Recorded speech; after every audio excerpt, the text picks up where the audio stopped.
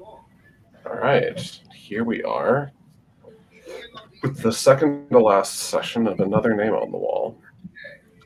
We left things off at the end of 24/7 Epistolary.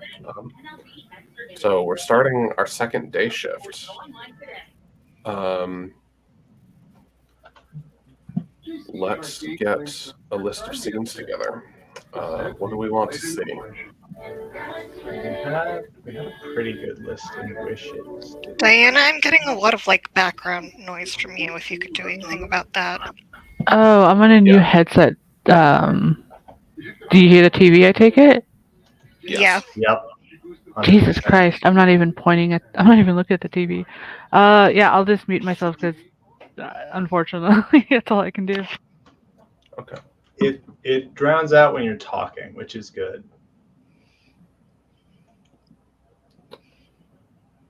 All right. You were saying we already had a list, or we had wishes, as I recall. Yeah. Were mostly scenes. Yeah, that's true. I'm looking at the wishes as well. Lon and Susan should be outed in a public way. Lon and Phyllis should interact. Some Dylan and Aiden interaction. And some Dylan and Fran stuff. And I wished that Aiden should get hurt. Okay. I forgot I'd done that. I wished harm on an imaginary child. Wonderful. Sometimes. It wasn't a joke. It's the end of my master's. I just got a lot of stress to get out, and apparently Aiden's paying the price. No, it's okay. Use this game to kill your inner shitty 13-year-old. Okay, so let me We've get all this done it. in a proper list. So we need. He's 14. Thank you very much. Who can keep track? That's not Dylan, an important age jump or anything. He's not in high school now, right? He is in high school. I know. I work in a high school. I'm completely joking. Worked. I don't anymore. But okay, I'm posting the list of scenes in the Discord now. Here we go. These are just from wishes. If there's anything else we want to see, we can do that too. But yeah, Lon and Phyllis, Dylan and Fran, Dylan and Aiden, Lon and Susan being publicly outed somehow, and Aiden suffers. What of these do we want to see, or of something else?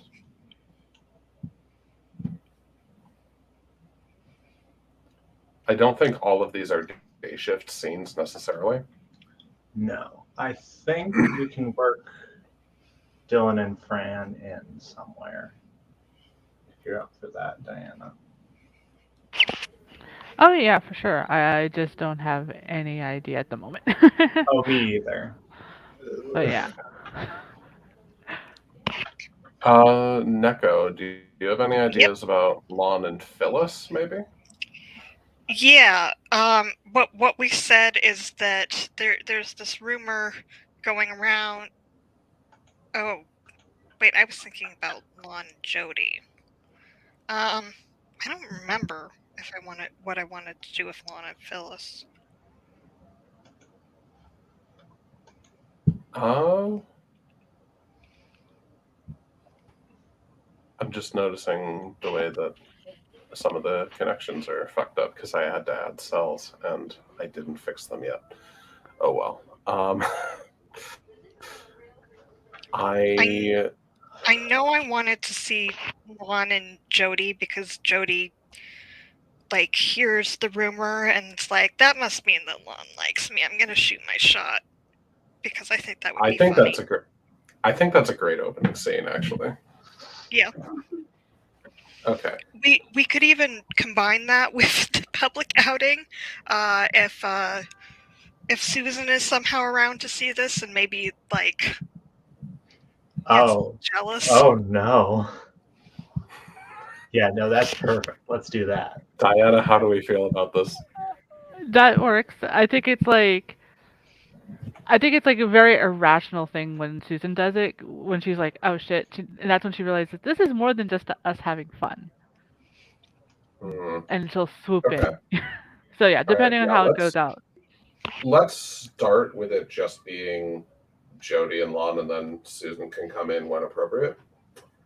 I think a good venue for this would be the cafeteria. Someplace nice Yeah, and sure. public that everyone in the staff Mhm. has to go to at some point. Makes sense. Let me just read the description of Jody real quick. Make sure I'm getting the right vibes.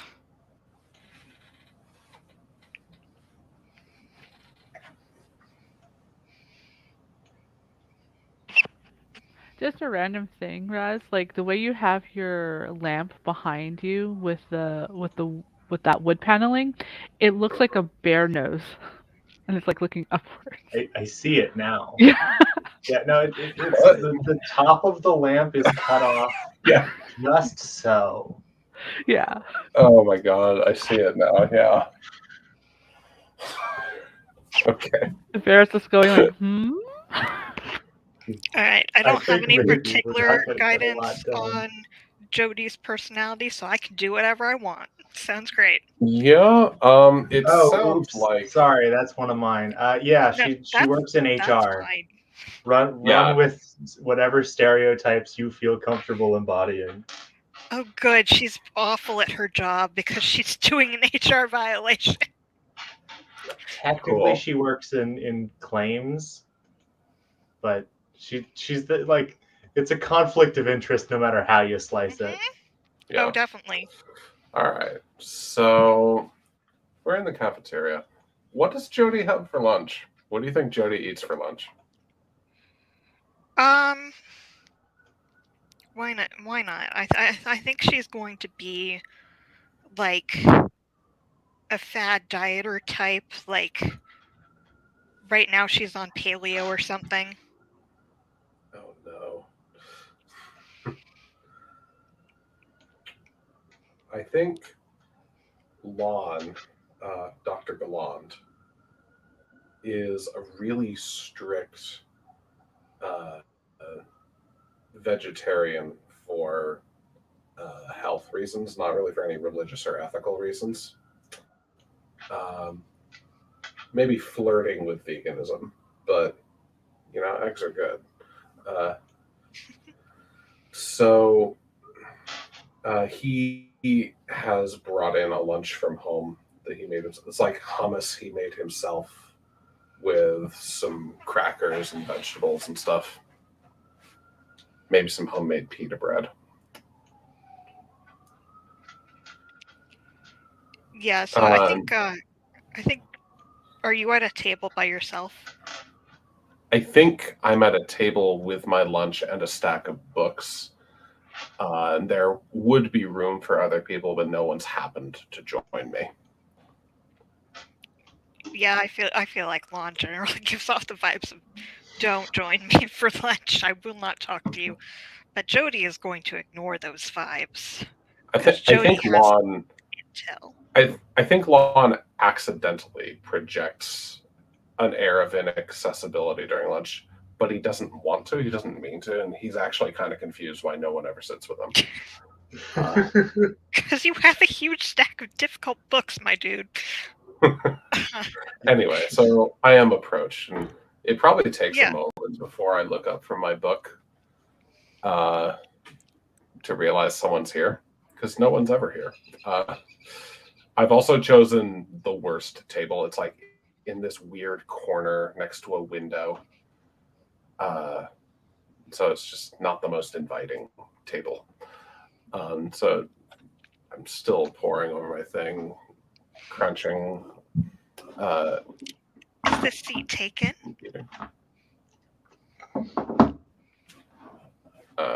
I suppose not. Go ahead. Jody very deliberately slides her stuff next to you and scoots in a little bit. So, Lon, may I call you that? I would prefer Dr. Galland. Sure. Well, I'm Jody, but I think you know that already, right? Yes, I remember you from when I started. I mean, have you heard about how people are talking about us? She twists a bit of her hair as she says this. He kind of arches his eyebrows and looks over his glasses and says, "Is there something amiss with my sick leave or something?" She laughs in like a way that is clearly very very much trying to be like flirtatious. No, not at all. Well, you know what people are saying around the hospital? Are saying that the two of us are having a sultry affair.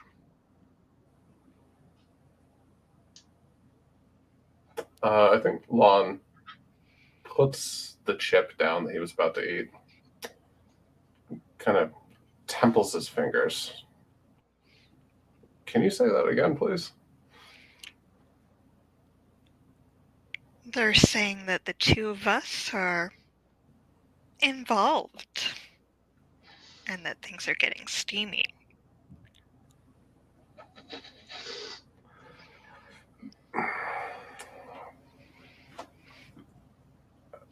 Well, to be perfectly honest with you, Janie, I'm really confused why someone would say that. His hair is in a Sorry, tighter can ponytail. you than repeat it's that? ever My been. internet freaked out for a second. Okay. To be perfectly honest with you, Janie, I'm quite confused as to Jody. why people would say this. Jody, yes. Well, you know, where there's smoke, there's fire. I'm thinking that maybe you might have a bit of a crush on me. She's gonna lean in I think you and should. put a I think you hand should on her arm. He really quickly pulls his arm back. It's just. I think you should re-examine that theory. This might be a good time for Susan. This is an excellent time for Susan. Yeah, I think like it's one of those extremely rare times where she has lunch at the same time that you have lunch. Like she doesn't stalk your times, but she just happened to notice when your time today for lunch was. And so she was like, "Oh, we can spend 15, 20 minutes together and sit." Well, and so she's rushing over and she sees it's like, "Huh, that's that lady from HR." She's thinking. And sees, yeah, had seen her reach over to you, and where is my thing? Yeah.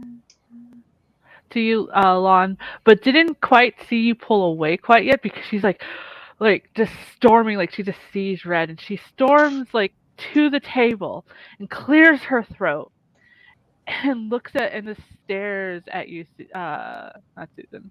Is it Susan? No, Jody. Sorry. Your Susan. Yes, I'm Susan. Sorry. Medication. Um, Stares at you, Jamie, and then Jody is doing the same thing now. And it's like, excuse me, you are not supposed to be touching anybody without their permission.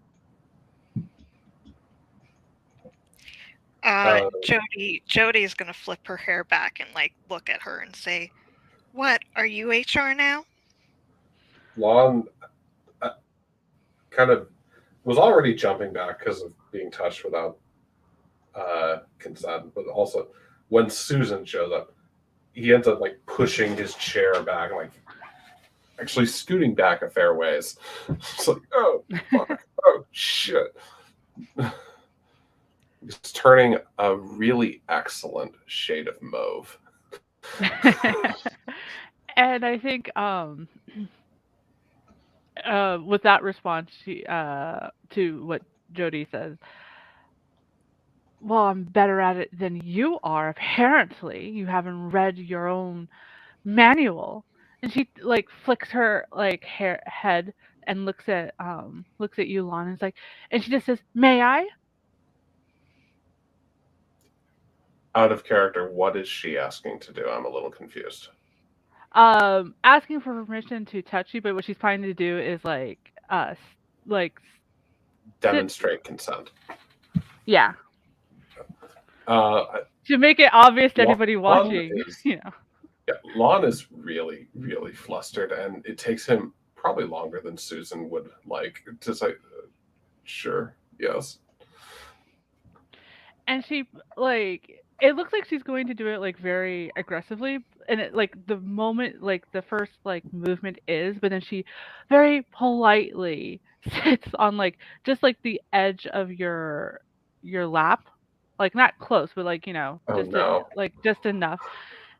And she leans forward and she like slowly reaches so that if you wanted her to stop, she will, like to like pull your hair out of your bun.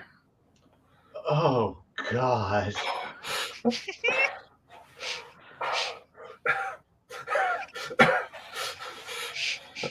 Lon starts to sound like that, actually.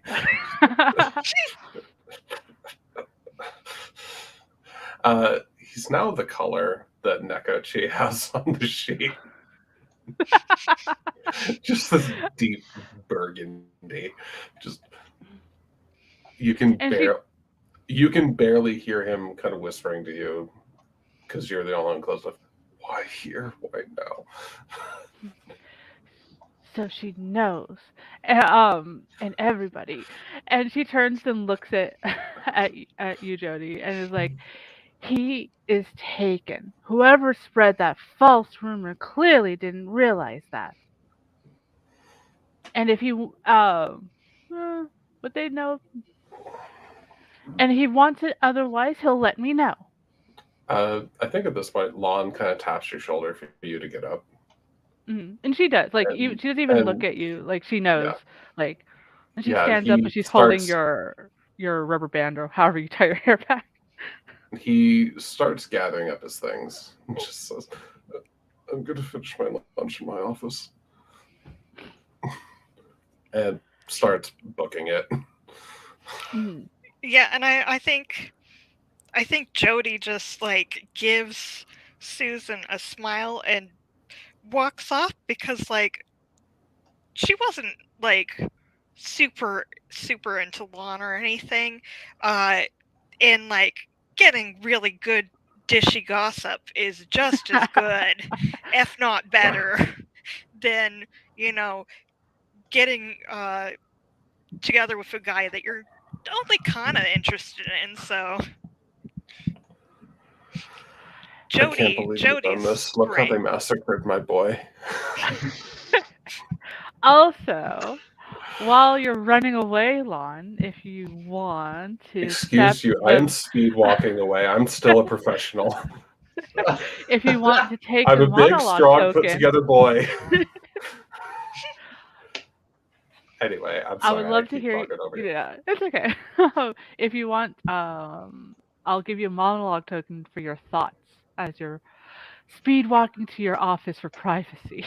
Yeah, this is an excellent time for a monologue token. I think to put it in televisual terms, because we are doing like a medical drama show, the camera pans and you just see him like speed walking out of there to try and maintain an air of professionalism. As soon as he gets to a hallway that is a little bit more deserted, he starts to move faster. Just kind of course to the elevator. Thoughts running through my head right now. We hadn't really had a chance to talk about us. Why would she do this so publicly? What the fuck? But also, like, I'm not supposed to get this worked up. I'm like star of the surgical unit, always cool, collected. I'm supposed to do a cholecystectomy today. How the fuck am I going to do that now? Okay, but like also her pulling my ponytail out was really hot, and I don't know what to do about that.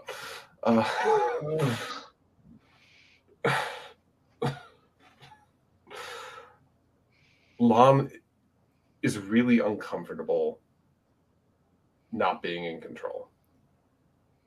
And Susan has effectively made him feel like a high schooler again, which he hates because high school sucks and he hated feeling like a high schooler. So that's the essence of it, really. I love it. Thank you. And I yeah. already have my letter There's idea. there's also the dynamic of he is usually the pursuer, and her kind of declaring this like he's mine kind of makes him the pursued. So it's a role reversal that he was really not prepared for.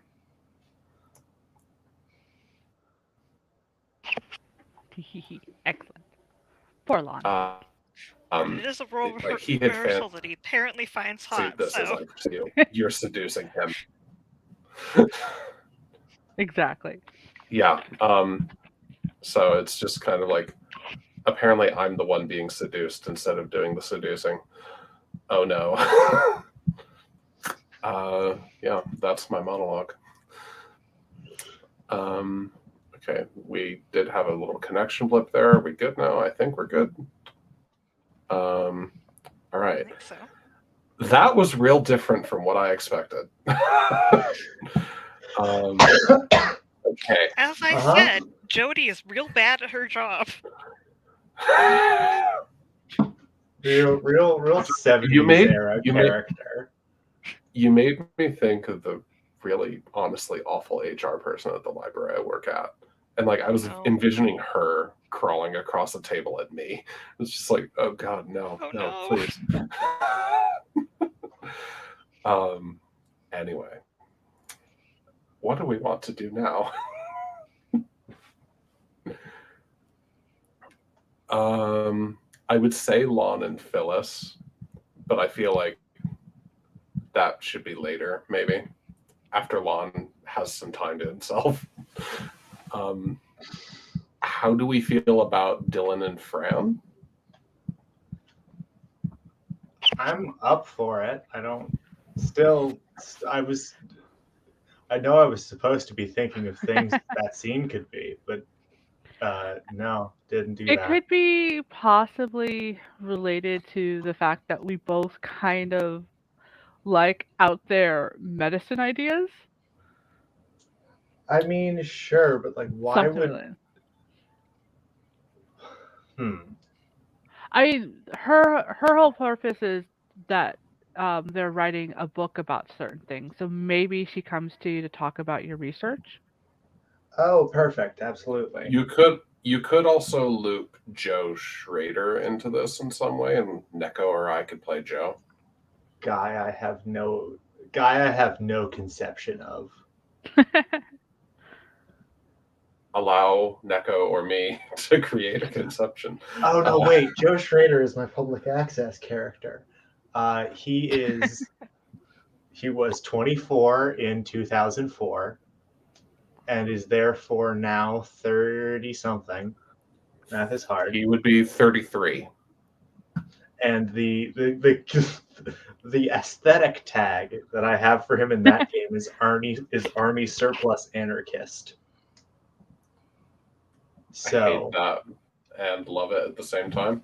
You've met one. We all have. I have, yeah. Unfortunately. As like being an anarchist, I know my fair share.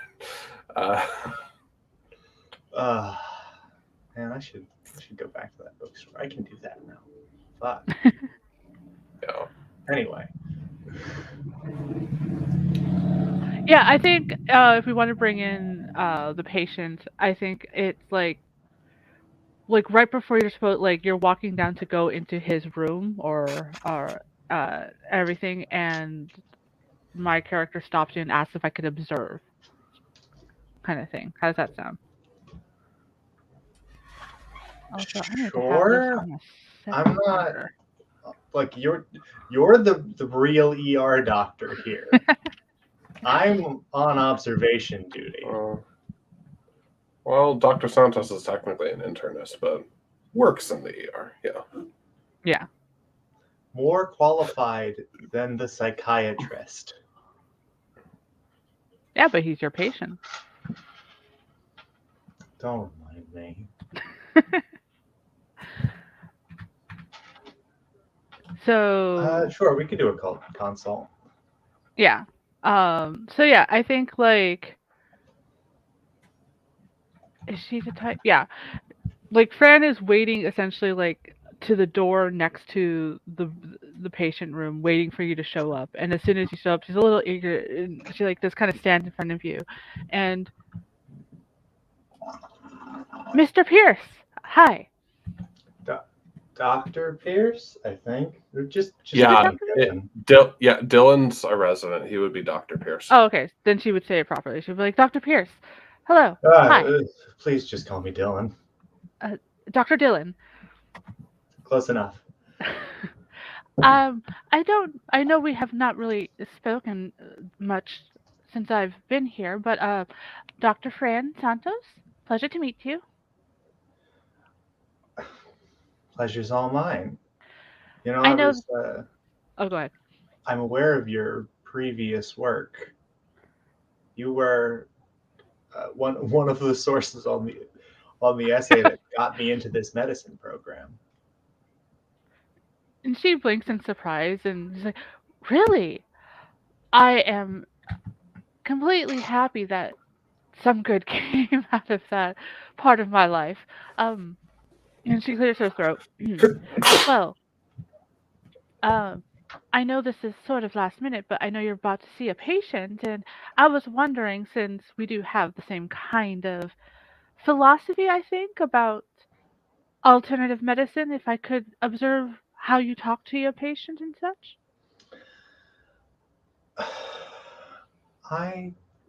I'd be amenable to that. And with this particular patient, I think we both might. I think I could use your expertise, such as it is, because there is no telling what he's been doing for the last 2 years. Well, before we go in, I think, like, what can you tell me that's not on the chart? I took just a peek, because I know how some doctors can be about their patients' charts, understandably, of course. But I mean, it's all pretty much on the chart. His liver's failing. We've got him on a frankly unethical dose of morphine because the splinters in his leg are just that distributed. We think there's a pinch in somewhere. X-rays have been inconclusive. You'll have to forgive me. This isn't my area of expertise, but it is making it very difficult to coax any sort of prior history out of JS. I could understand that, and yet he's still having headaches. You'd think with the morphine that would have taken care of things. He would. CT scan was clean. At least they told me it was clean. I haven't actually seen the results yet because they're still. Anyway. Well, I'm sure with the both of us, with our own area of expertise, we should be able to figure at least the next course of action. Thank you. Again, I do appreciate you allowing me to join in with you. We'll see if you keep that opinion after the consult. Anyway. And who's playing Joe?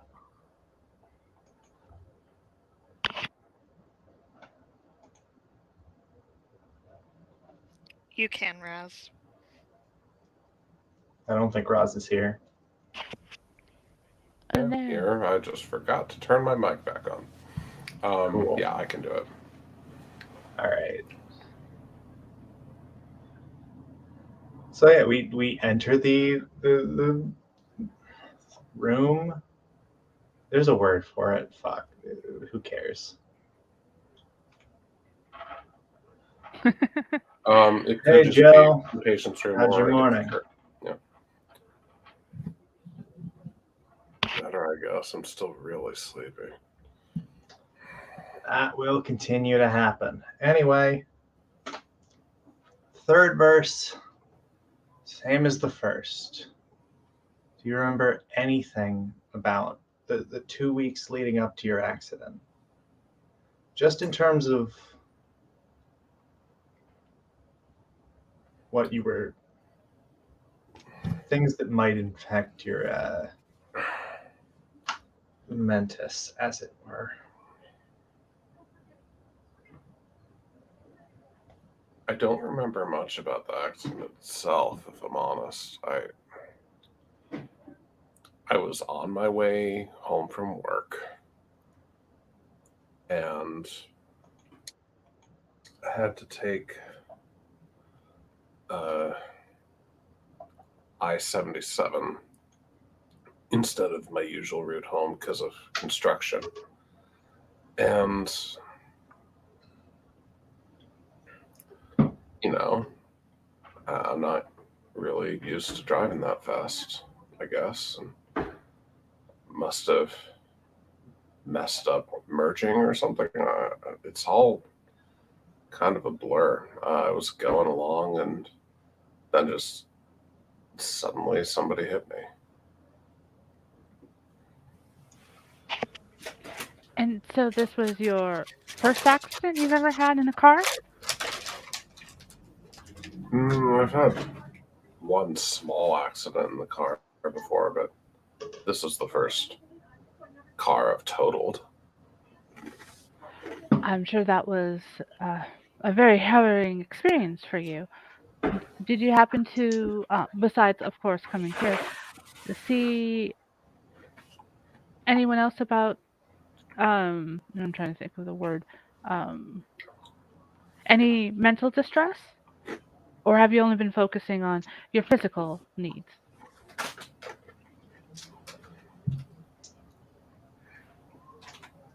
Is this question directed at Dr. Pierce or Joe? I'm a little confused. Joe. I think it, Joe. Yeah. Yeah.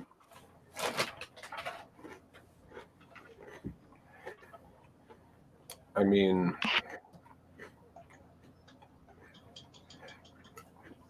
it's hard to say that I'm in the most sunniest spirits being tied up in a hospital bed like this. But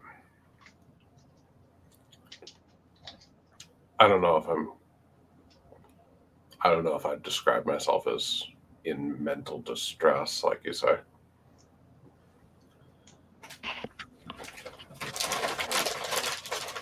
And she would nod and like think about it, cause I think she would ramble a little bit both of you about how there's usually like with extreme car accidents, there's always a distress and like post-traumatic PTSD essentially and such, and wondering if maybe that could be part of the cause of why the medication isn't working.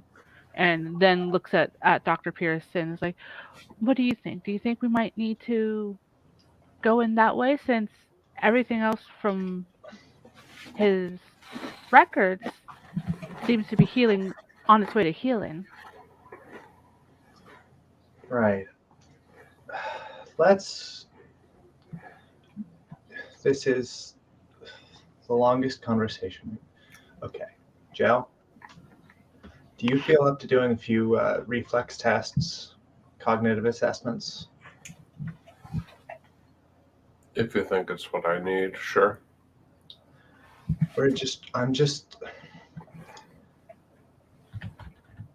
It's hard.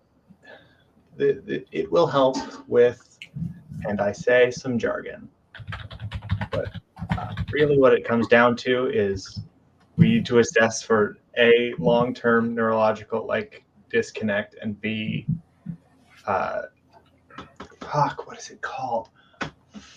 What is it called? What are you trying to remember? I can't even. Hang on. Give me a second here.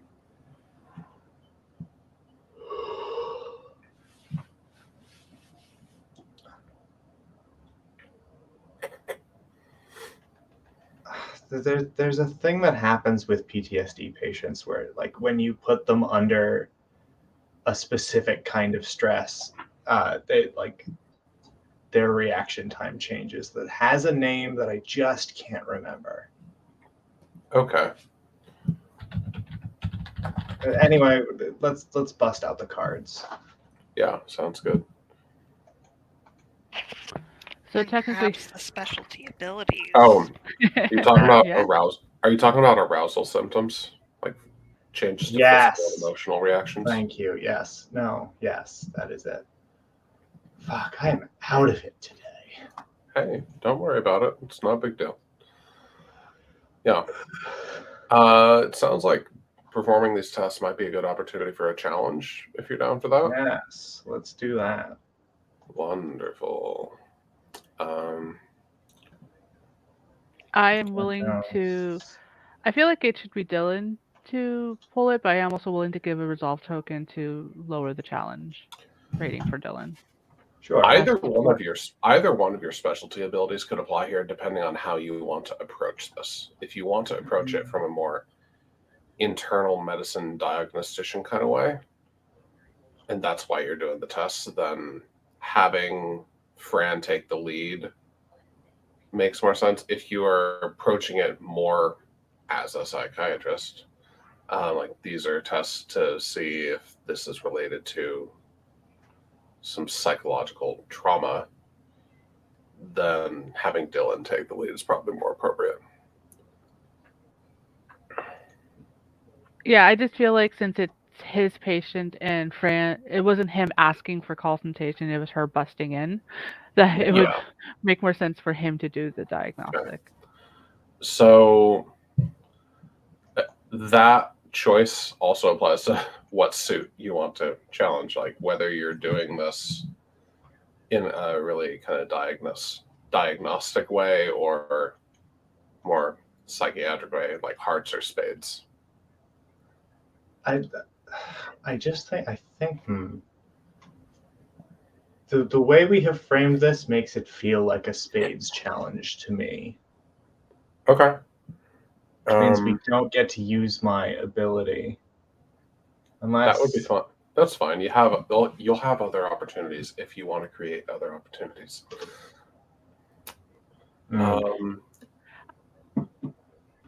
Technically, if you do succeed, since I am there, based on the way it's written, Raz, I could still do the follow through with my specialty later on.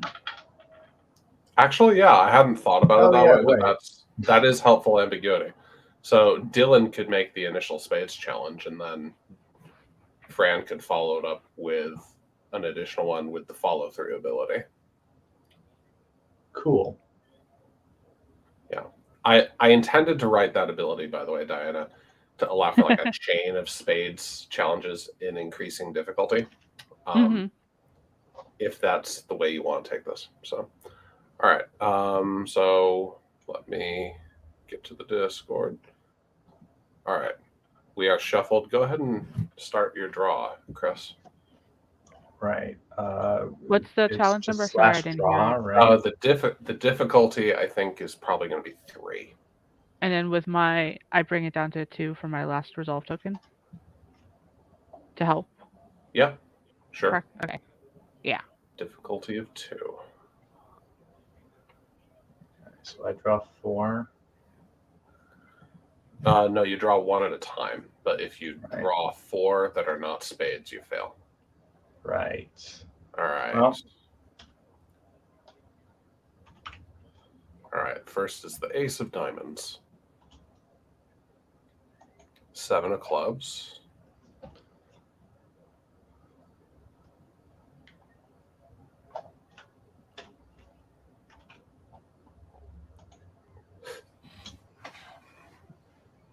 Eight of spades.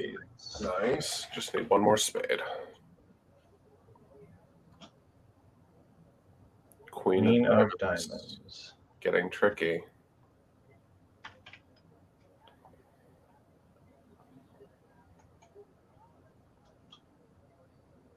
Yay! Hey, there. Hey, we did it. Whew. Cool. So, the way that I'm going to interpret this, Joe responds to the test in a way that is at first ambiguous, but eventually, looking at the totality of the results, you're able to determine that yes, these are impaired arousal symptoms relating to PTSD. So there's clearly something going on with this crash Joe was in that necessitates further intervention. Okay.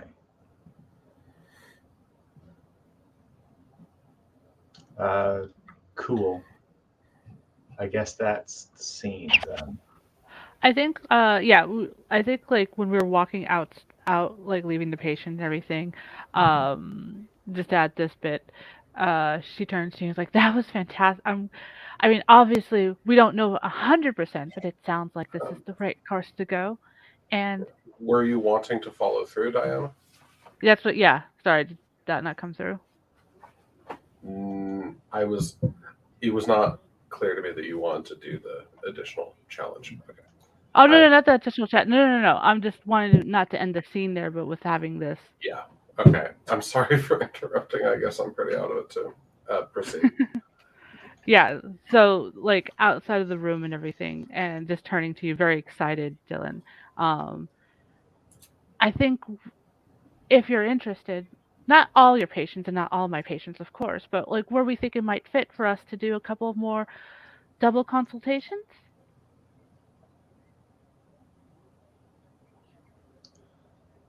I think that would be beneficial. Yeah. We make a great team. And I think she like really beams at that because I don't think there's been many people here who's been positive towards her. So I was like, great, fantastic. Thank you, doctor. And so there's like awkwardly like a bit of a bow, and then like kind of you hear like a chime that's like one of those holistic kind of like like like boom from her phone. She's like, "Oh, I have my next consultation," and she heads out.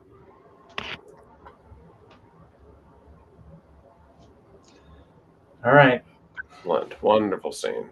Excellent. Let me cross that off the list.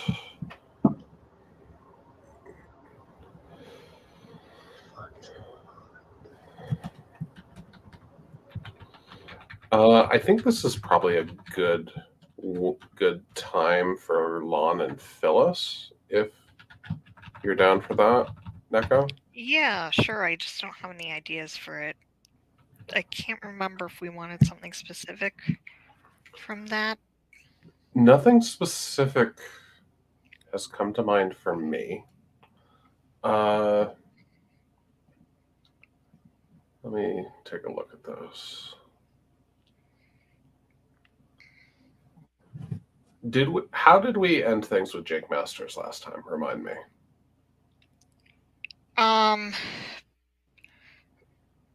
We said we were going to do like another checkup in a week or something, and he's going to do a one-handed Fortnite challenge so that he doesn't use his arm and make it worse. All right. How do you feel about Jake being back in the ER? Oh no, what did he do now? And needing some kind of surgical intervention. As for what he did, I think that's up to Chris. I'm sure it was something stupid. Yeah, I'd be up for that. Chris, are you up for that? Oh, yeah, I didn't see the BRB.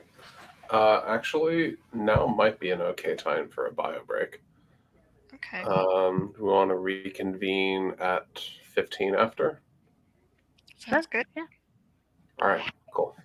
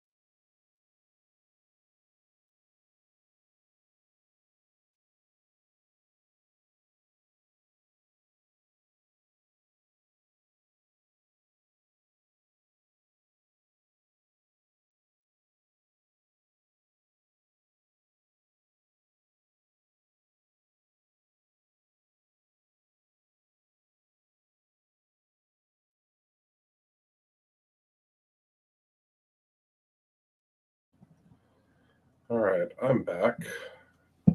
Sounds like Neko and Yeah, Diana might yep. be back. I'm also back. I don't know about Diana. All right, Chris, are you here? All right, we'll get Chris. I'm back. Oh, there we go. Awesome.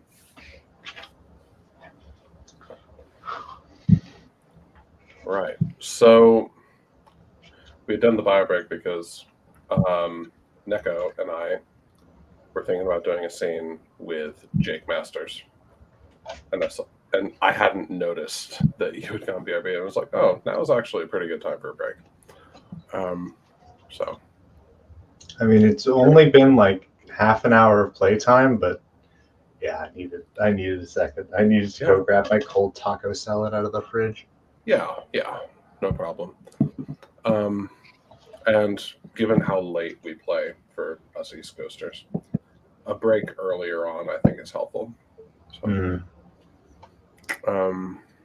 anyway, It's still daytime over here for me and Neko. For Alon and Phyllis scene specifically, I was thinking it would be neat if we had Jake Masters show up in the ER again, even after Phyllis had so nicely tried to guide him in a safer direction. But this time he needs surgical intervention, and so Dr. Galland is going to be assessing him. What did he do? That's up to that's- you. I think that's up to you. You play him. What would he do that would get him in there and worse? No. Oh, it's something tiny. It's like a repetitive strain injury. Played Fortnite too hard. Now my thumbs don't work. Yeah, I was trying like. So I've been making a lot of like alt control setup content, and apparently, if you hold your hands weird for like 6 hours a day every day, they break. Yeah. It can fuck you up. I fucked up my wrists as a piano major in undergrad. Fuck. Yeah, no, I can't imagine. I don't. Hang on. Because I just don't think this would happen to a 14-year-old. I'm trying to decide how stupid I want to make the accident that happened. If it Maybe helps it was to have him just doing something normal that caused it. Like he was just playing a regular thing of basketball, not even for content. You know. If it helps to have an example of something really stupid. No, I like basketball. That's pretty funny. Yeah. I was going to mention, there's an episode of ER where a teenager comes in like critical condition. I don't remember if the kid lives or dies, but he and his friends were sledding in Chicago, and the way that they were sledding was that they had a sled that they hooked up to the back of a car, and someone was just pulling them along on a rope, and they lost control of the sled. Yeah, that's nasty. I've seen and or done that. Oh, it gets bad. Yeah, that sounds quite terrifying, honestly. Well, the real trick is you can't use a regular sled because they'll crack. But anyway, I digress. Anyway, but yeah, I like this basketball idea too. Gamer learning the hard lesson that going outside sucks, actually. Challenge some college kids to a 3-on-3 with my friends, and they just bodied me. Oh no.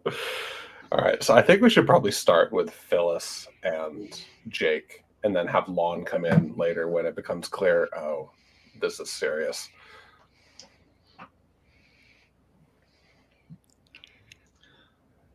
So, what'd you do this time, Jake? I didn't do anything. What happened? I was playing 3-on-3 with some guys, and they just shoved me all the way over, and now my thumb isn't in the right place anymore. Oh, and I think she looks at it and says, "Oh, and that is on the broken arm that I tried to encourage you not to use." I was dribbling offhanded. I thought you wanted me to play outside. This wasn't for like content or anything. It is admirable that you are trying to be more active, but you do still need to be careful when you're in a cast. Yeah, I know. Does it hurt when I do this?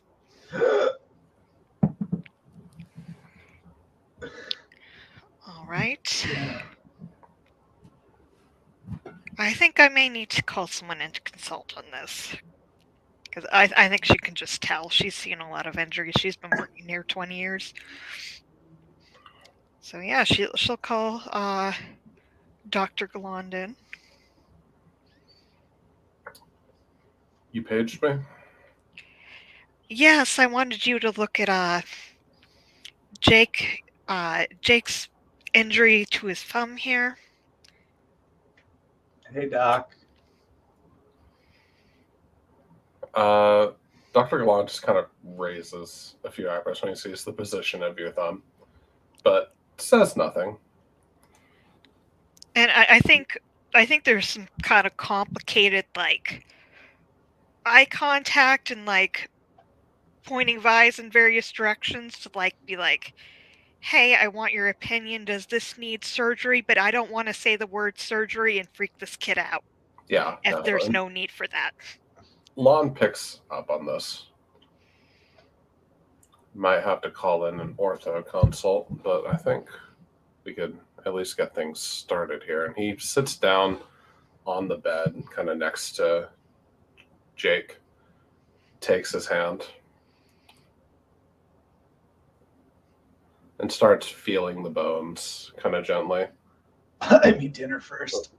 Yeah, there's definitely a very serious fracture here. If you want to retain use of the thumb, we're going to need to get this splinted right away. Oh, he certainly wants to retain use of the thumb. He's a content creator. He's going to be famous one of these days.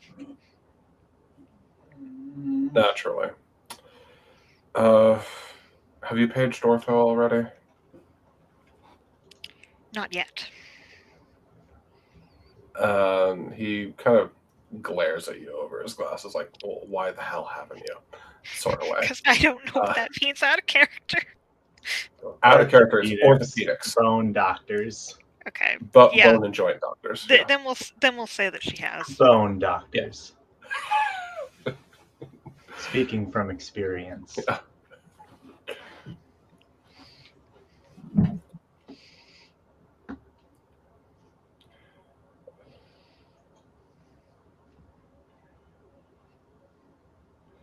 So yeah, he just kind of shoots you a look, like, "Well, why haven't you?" Well, I says, retconned "Oh no, it you to say that you she would. yeah, you sorry, Yeah. sorry, So you retconned it." So yeah, she has, and he just nods, says, "I have to head up there. I have to head up there anyway for a jejunectomy. I'll see if I can light a fire under them so we can get this taken care of sooner. In the meantime, Nurse Jones, do you mind setting Jake up with a splint?" of course. Yeah. Let's give him some lidocaine in the area, just for comfort, and get things a little bit ready for ortho.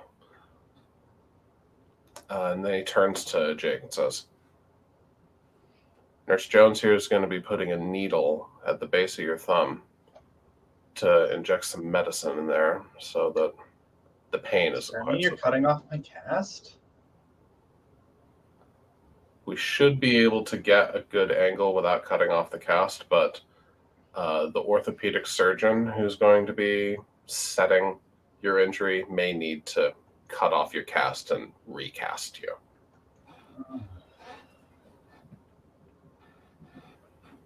All right.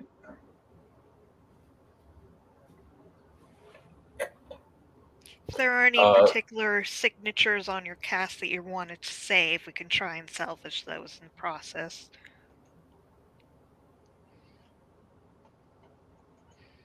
Oh, I don't even know half these people. All right, just thought I would check. And she's gonna like get started on doing all that, like kind of talking to him while she does it to distract him from what I'm assuming is a huge ass needle.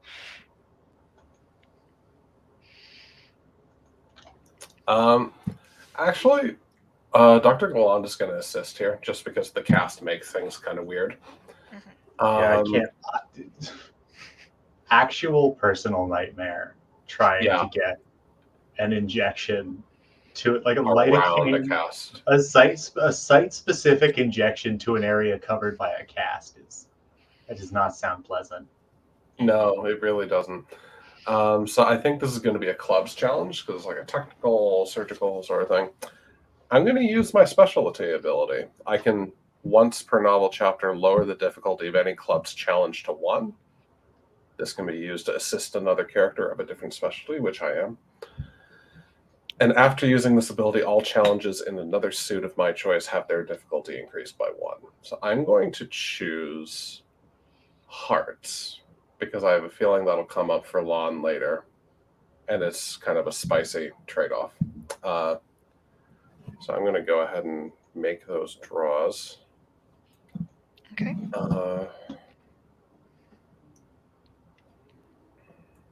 There we go.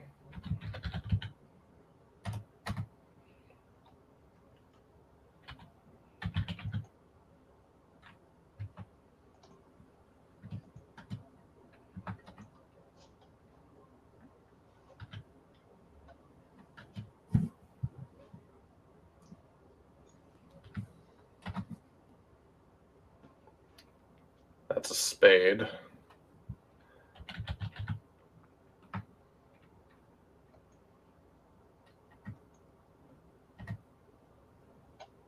Another spade. Shit. I just need 1 club. Come on. Okay. Diamond. Ortho's gonna be pissed.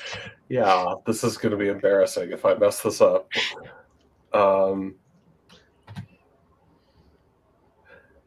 Okay. Rip. That's our first failure of the session. Lon Guyland is having a bad day. I'm having a real bad day. So I think if this is copacetic for everyone and not too squicky, I think Lon was incorrect in his assessment that we could kind of angle it right and get it to the right place without cutting the cast. So just puts the lidocaine in the wrong spot. Oh dear. Oh no. So you've been stuck with a needle in a really tender place, and the bad news is they have to do it again. Can we not? Can we fast forward past this? Yeah, 100%. I think cinematically, there's just a cut of Jake screaming bloody murder, and Lon and Phyllis exchange a look like, oh, great. And then it cuts to the next scene. We do not dwell on the child in agony. That's what Aiden is for. Oh no, it's the needles for me, but oh yeah.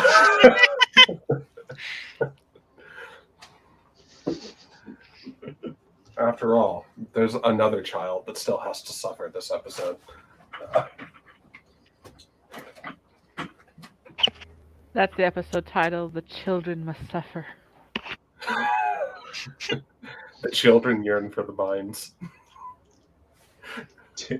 two teens walk into a hospital. All right, that's a good end to the scene, I think. I hope. Jesus, that was a really dramatic failure too. I used my ability and everything, and now all my heart's challenges are more difficult. Oh man, it's what I wanted them to be, though. I wanted them to be something cool you could do, but balanced with increased difficulty in some way. So technically, I'm getting what I wanted.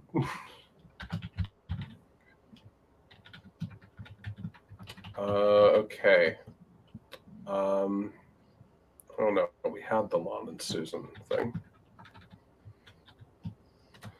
So the last two on our list are Dylan and Aiden, which feels like a night shift scene. And then Aiden suffers. I think we need to do something else before Aiden gets hurt in some way. Like that is still a wish that I have because it's like a good kind of genre trope, increase the drama. I think it might need to wait for the next day shift or like next cycle of play. Mm-hmm. It could be something we can introduce and resolve in our final session. Kind of like how every season of ER ends on this massive dramatic cliffhanger. So, yeah. I am good to move to night shift unless someone has something else they want to do at work. I'm good. We're fine I'm here. good. All right, so let's move on to the second night shift. So we have Dylan and Aiden in this list because that's been moved. What else do we want to see? I think we should see Lon and Susan. Talking about what happened. Yeah. I feel like maybe there's a talk they need to have about the relationship at this point. They got to chat, yeah.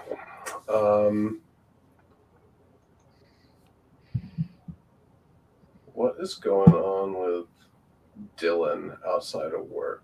No, Dylan's in with Aiden. I meant to say Fran, yeah.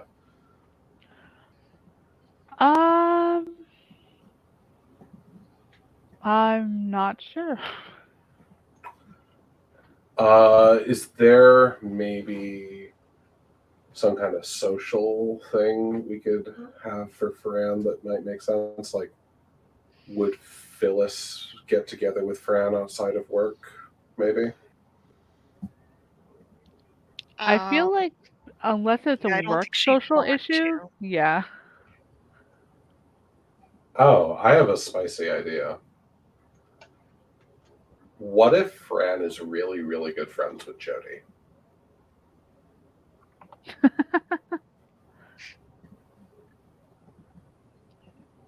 Yeah, I mean, I think like Fran normally, despite like all the weirdness surrounding like their specialties, doesn't interact with HR as often as the other doctors do.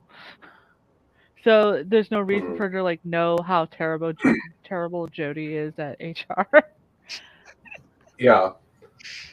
Jody's just the nice person who helped me get situated in my new job. Yeah. And also, from the way that Neko portrayed Jody in that scene earlier, it feels like there's an underlying chaos to Jody that Fran could vibe with. Really, the energy you want from the person putting together your schedules. Yeah. And Maybe it's like it could be a fun parallel to the Lon and Susan talking about what happened scene. yeah. Maybe it's just like hitting up like I've been watching K-dramas, so I can only think about the fact that they have like little like food stalls where you could just sit and drink and have food like at the sidewalk, and I'm like, that's not a thing that happens anywhere else really. It's always attached to restaurants. But maybe there's a pop-up.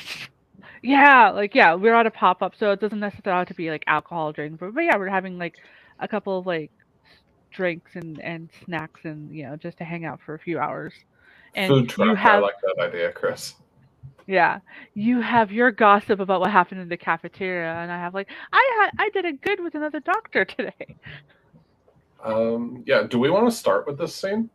actually. Another doctor who Jody specifically hates.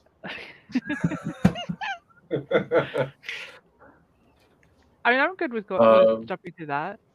If you're yeah, ready I to think go. that's a good start Yeah. to the night shift. Okay. So, is Jody the on time type? Um, yeah, and I think it's almost in a bad way where, like,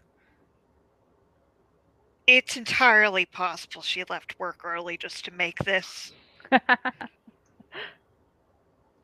I love it. Yeah.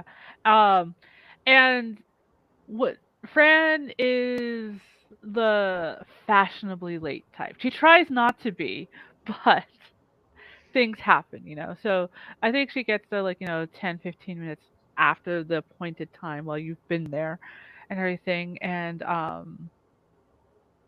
I think she just like rushes over and sits down like, "Hey, sorry, I hope I didn't make you wait too long." No, I was just thinking about how to tell you everything I have to tell you. I'm so excited. Ooh, did you Some catch someone doing some paper fraud? No, even better. So, someone tried to hit on one of the doctors today, and it became just like such a drama because, well, Was it a Lon, patient? Long Island, someone tried to hit on him, and then Susan from the library comes and is like, that is my man, sits on his lap, undoes his hair. It got real hot. He got real hot and bothered. Susan, the very cute sciency type in the library? Yeah, the one that looks like she would, be real pent up and not into any of that stuff. Turns out she is. To Dr. Lon? Yeah, I I didn't think he actually liked women. right in the cafeteria. Can you believe it? Oh, the one time the one time I decided to have my lunch with the squirrels. Oh, that must have been wow. See, this is why you never have lunch with the squirrels. The squirrels are never getting up to anything interesting. I know, but I like sending the pictures to Aiko, and Aiko always has a response to them. Oh, Okay, well we do need to unpack this. Who is Aiko? colleagues.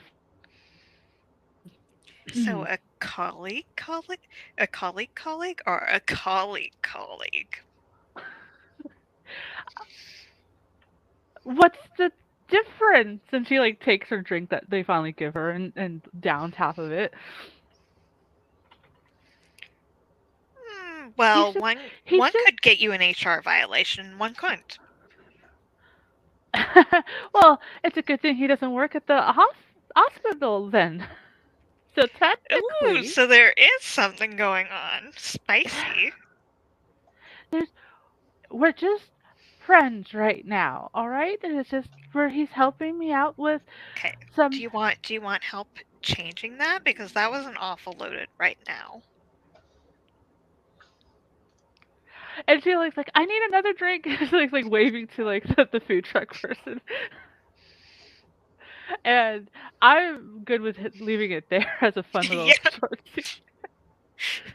Because oh no, Jody Thank found you, something Rose. else. I'm doing my best to make her as terrible as possible. I just want to say, I do not normally see Neko play Right? scum like this.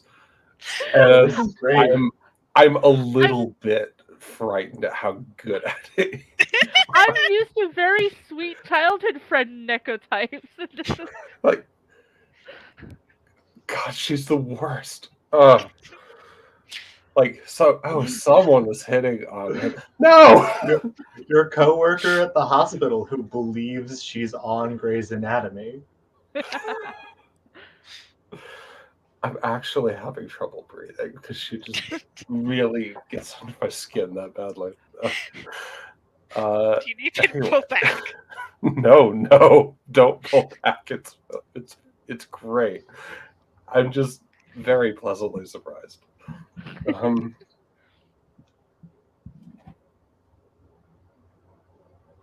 Also, I was watching the K drama. I've just binge watched "Love to Hate You" on Netflix. So, and that's why I pulled the. I thought he hated women. Like, it's just. Well, for me, without the K-drama context, it sounded just perfectly like a line that would be in a 90s medical drama. Yeah. Oh, like, I didn't even think he liked women. Like, basically saying he's gay, like, that's a bad thing. Yeah. As you do in 90s TV. But yeah, that line also just kind of sent me over the moon. I'm just like, okay. Do we want to do Dylan and Aiden now, or Lon and Susan? I think Lon and Susan would be fun. If Sure. y'all are up for that. I've been Yeah. I think that Lon and Susan had plans tonight, but Lon texted kind of quick, like, "Hey, I know this is the last night. Can we just like talk at my place instead?" You get it. Usually, she obviously, other than at work, she usually she usually responds pretty quickly. It takes like 10-15 minutes before you get a okay. This is also, I'd like to establish as well, this is also significant because we've only ever gone to your place or gone out. You've never been to my place. Mm-hmm. Does she have to ask for the address, or does he send it after he gets the okay?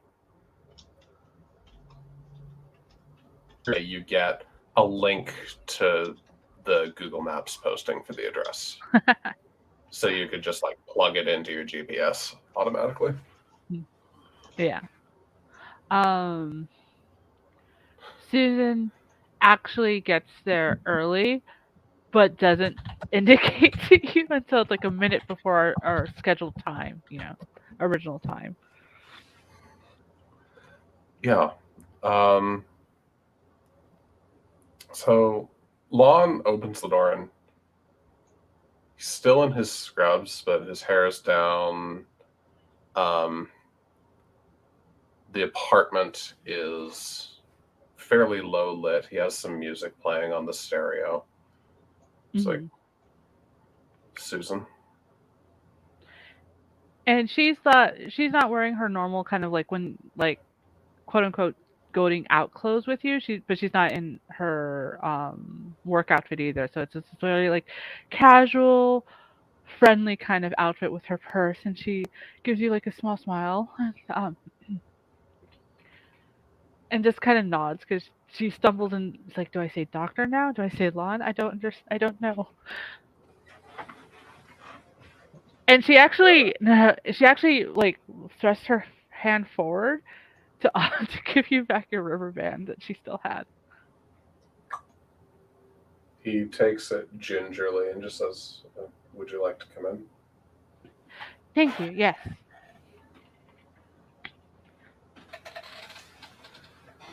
So I think this front room of the apartment is done in a kind of. It's similar to the way a lot of these doctors' apartments look in medical dramas. Are like they're really, really nice, even for like a doctor's salary.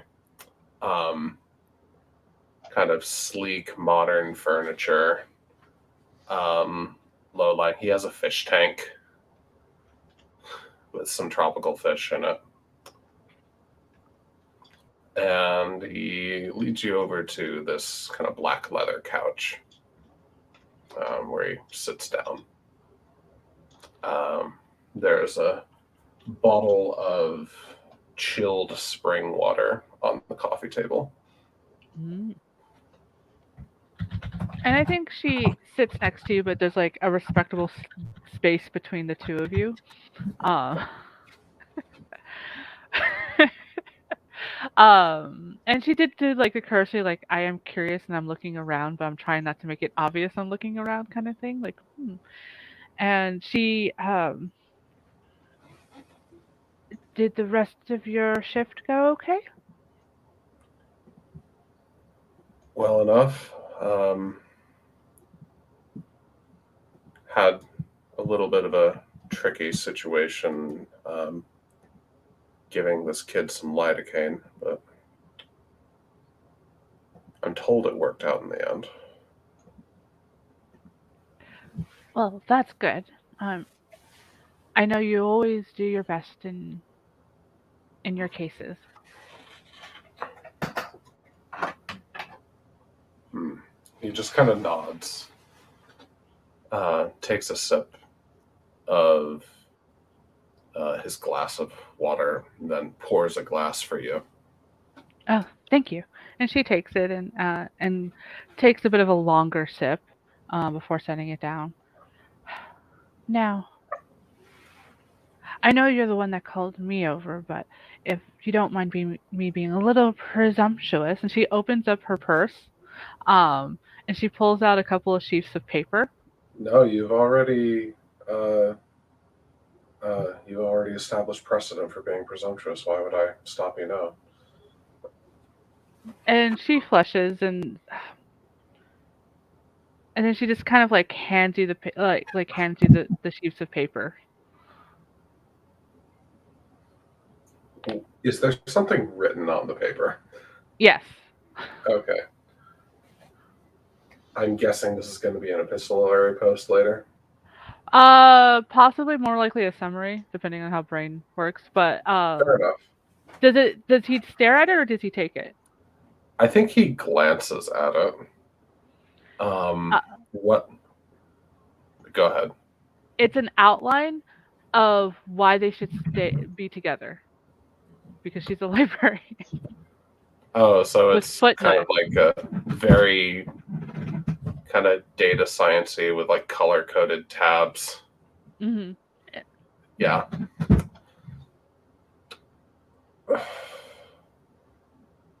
Not to diminish the work you've clearly put into this, but I'd be more comfortable talking about it. Of course, it's just I obviously spoke out of turn at lunch today, and well, that happens when I'm unprepared. So this is to show you that I am prepared. Right. Yeah. I That know, definitely comes across.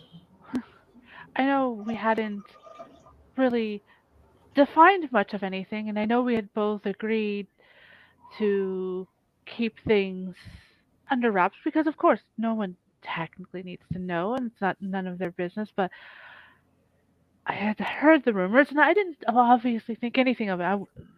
I didn't think you were doing anything, of course, with anyone else. But I just saw her, and the oof. And she I'm like kind not of downs as her water as if it's alcohol, you know. I'm not as concerned about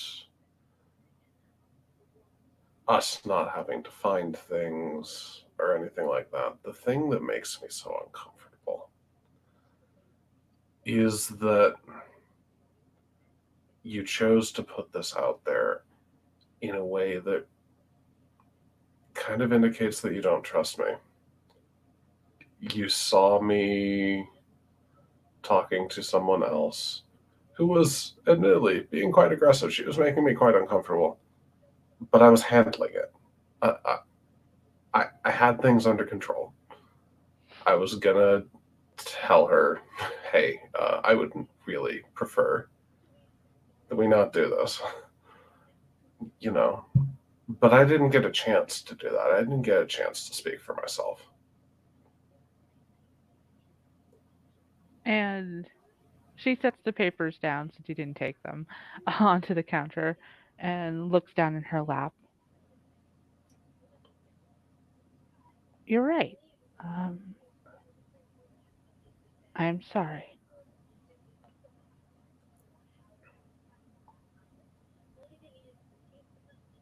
I want to make this work. I really, really do.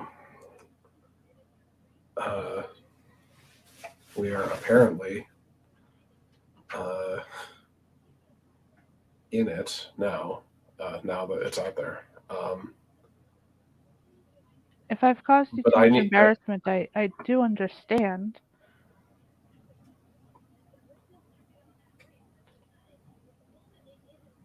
I just need to know that we can do this in a way that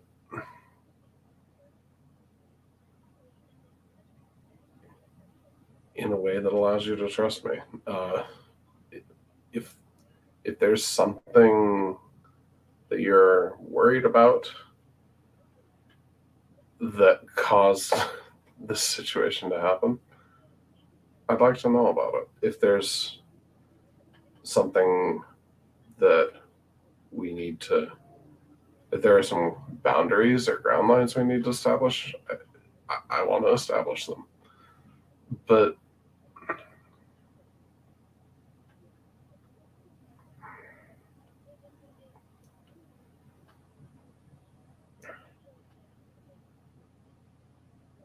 I don't know.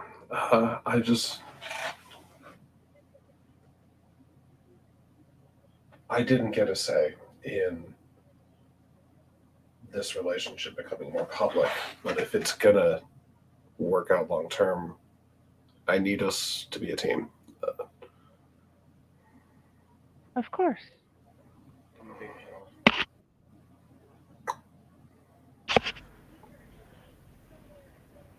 And she, Sorry, go ahead. yeah, I think she just kind of like, actually reaches for the papers and slips it back into her purse and closes it. Whatever you need. I was at fault here, and I embarrassed you and amongst your colleagues.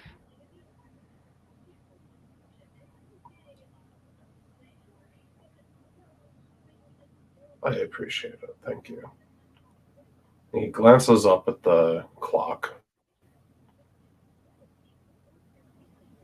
You know, I think we still have time to catch that exhibit you were interested in, if you want. Are you interested? And she looks surprised. She's like, oh, and smiles. Yes. With you, yes. Fantastic. Let me change and I'll be ready to go.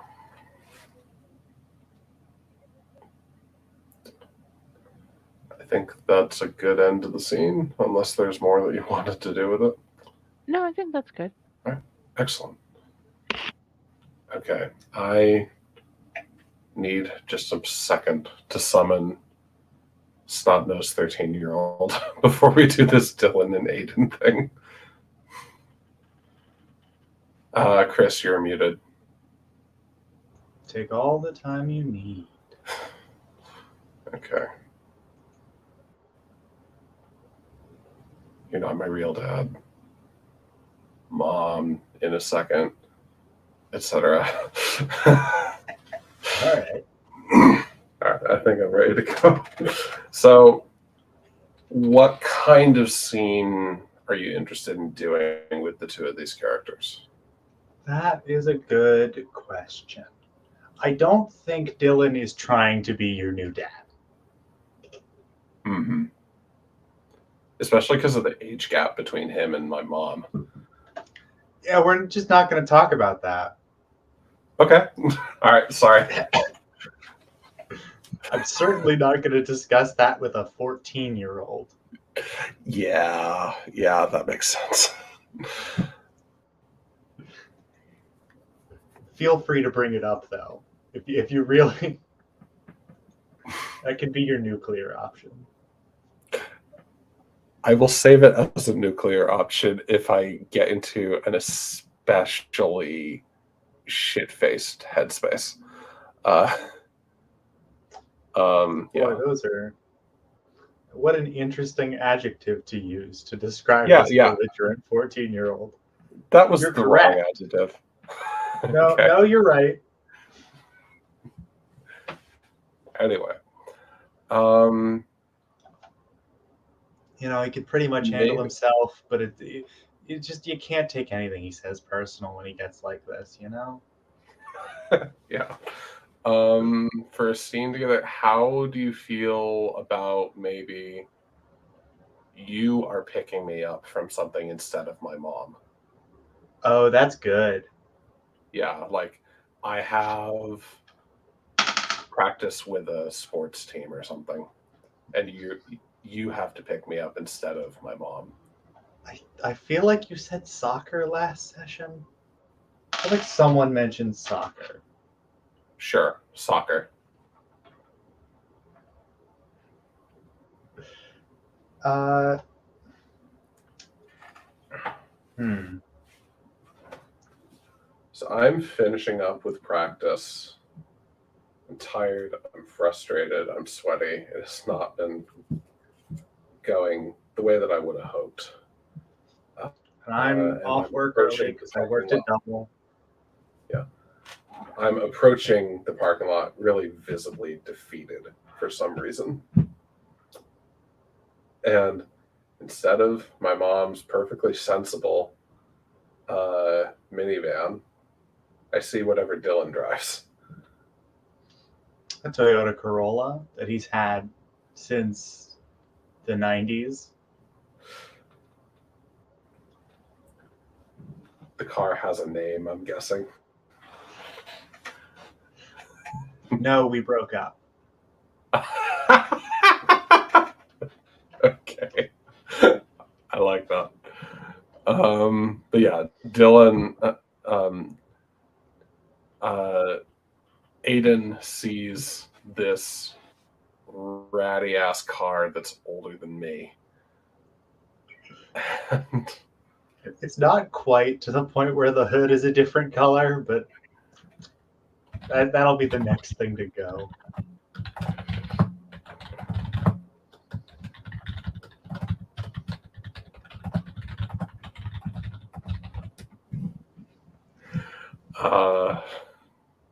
so yeah,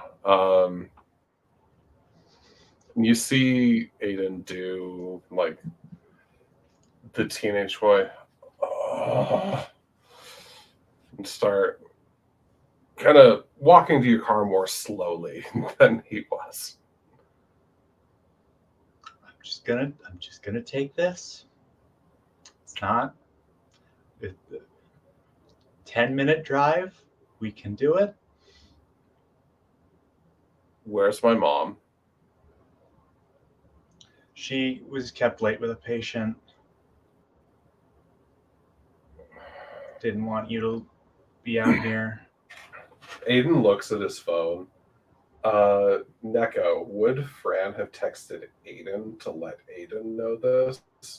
Or would Phyllis have texted Aiden?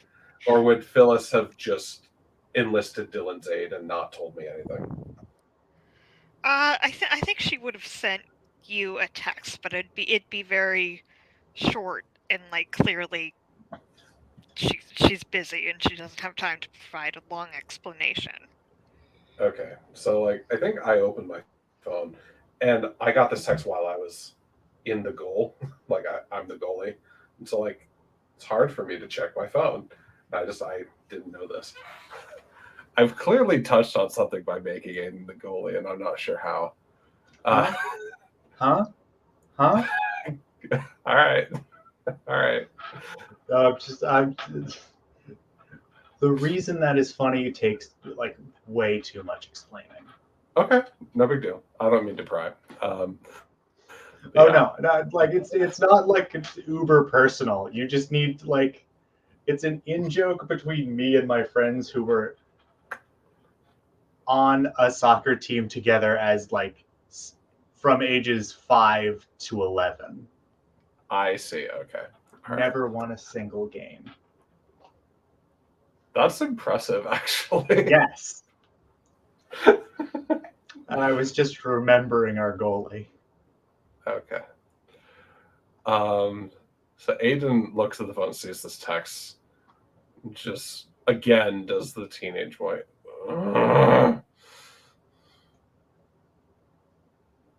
cool to know this earlier. Well, we're making the best of it. Just like brush the newspaper over to the side. Yeah. I throw my bag in the back and like slam the door shut. Just kind of sit down. Easy.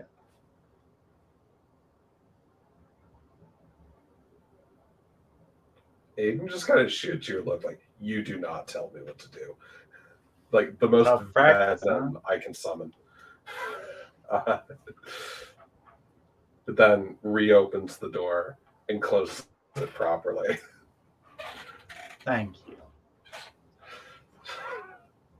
Then I sit down in my seat and just like, Tough practice, huh?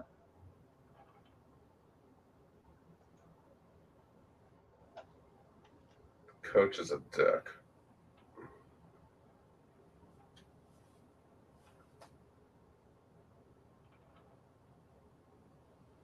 Takes a special kind of middle-aged man to run around on a field with a bunch of high schoolers.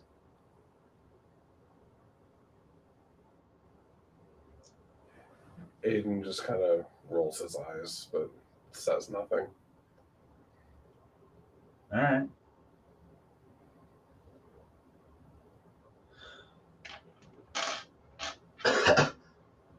Oh, that reminds me. I know I forgot your birthday 2 weeks ago, but I did try and make it up to you. And it is no, he wrapped it. It's wrapped in like butcher paper. Not butcher paper, but like the the like reams of construction paper that they have. Like it's not proper wrapping paper. Yeah. So Aiden is like leaned up against the window as you're getting into your seat and you're doing this, and doesn't move at all, but just kind of shifts his eyes over to like side eye you and this 2-week late present.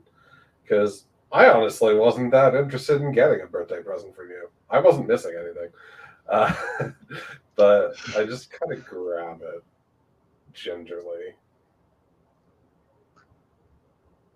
You don't and have look to open back it at now.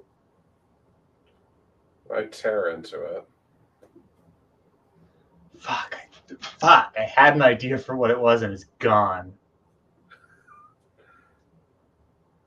I don't know. What is it? Resolve token. Tell me what Aiden actually would like. I will accept the result token to make it something Aiden, something kind of close, like you're really nearly there, but like Aiden already has this one, or Aiden has moved on, or something. Does that work for you? Sure. All right, so I'm moving that over to Aiden. I think Aiden, like a lot of middle schoolers in 2017. He's a high school freshman. Oh, high school freshman, forgive me. My mistake. 2017, I think he is really into the Percy Jackson books. But Dylan... Oh, that's embarrassing. At 14, they would crucify you. If you were reading the Maybe. third... Oh, are they younger than that? I didn't know. They are. They're like Okay. They're like squarely 11-year-old books. Okay. So And some also similar 14-year-olds thing are the worst. Yeah. Okay. So like some similar thing that's more age appropriate then. But Oh no, it could be Percy Jackson. I like the idea of an embarrassing gift that he does actually want. okay, sure. And like the monkey's paw curling is the like, you've gotten me a book I already have. You're not hate familiar to see it. But yeah, like Dylan doesn't know anything about Percy Jackson, just knows that I like these books. Yeah, this is the newest one. I asked your mom and everything. I already have the ebook of this. Figures. I finished it on my Kindle last week. I guess it'll look kind of cool on the shelf, though. Thank you. Anytime. Well, anytime it's your birthday.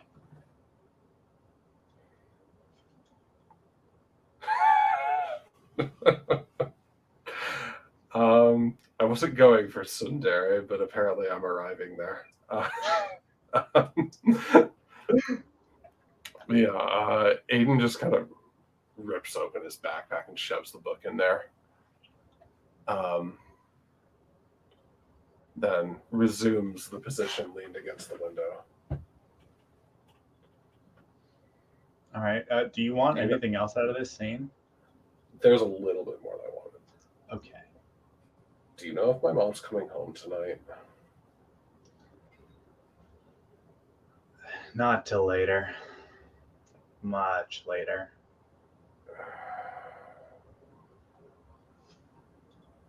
I'm really sick of leftovers. Can we do something else?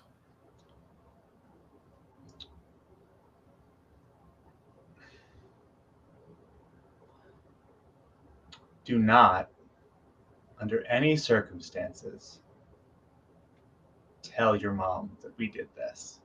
And he will hang a left towards like Denny's. Not Denny's, fucking Dairy Queen.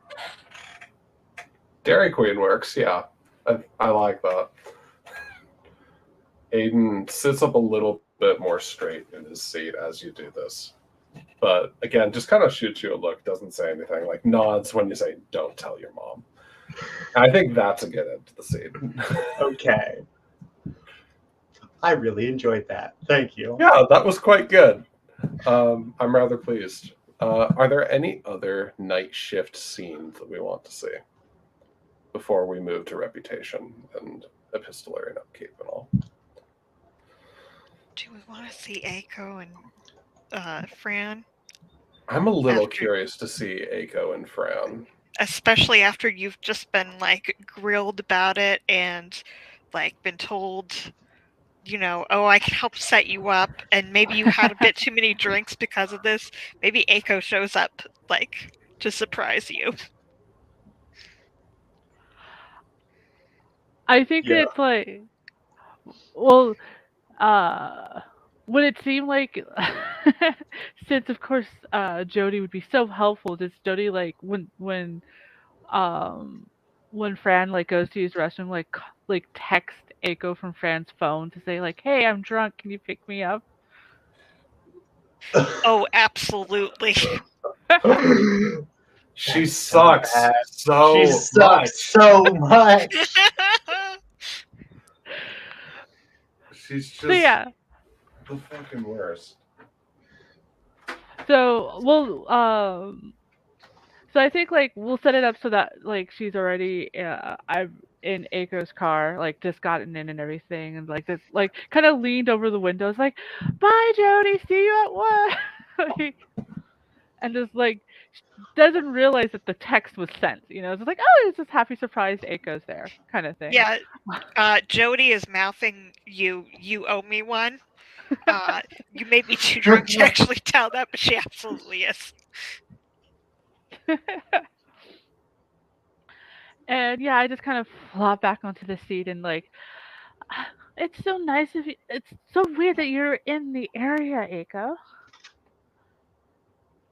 Yeah, I was just stopping. I was on a layover. Oh, Sounded urgent. Sounded urgent? And she kind of has like a slightly confused. She's not 100% drunk, just enough, to be like woo, because she's in a good mood. Yeah, you needed me to pick you up? Well, I guess I could have taken a taxi. I wasn't expecting to get, have drinks for so much, and she kind of just like kind of flops her head like to look at you as you're driving, like just smiling. It's like, I had a really good day at work today. Besides the squirrels. It was a pretty good squirrel, though. Wasn't it? So bushy. chunky. Yes. Oh, maybe I should make my next book about like the healing power of squirrels. Squirrels invented maple syrup. They're real good. I think this is a good. I think this is a great idea. They make I love maple syrup. Wow, they're so smart. You're so smart, Aiko. I spend a lot of time on planes. That means I read a lot of books. I do appreciate you coming to pick me up, though. It's been a while since we had a one-on-one. Yeah,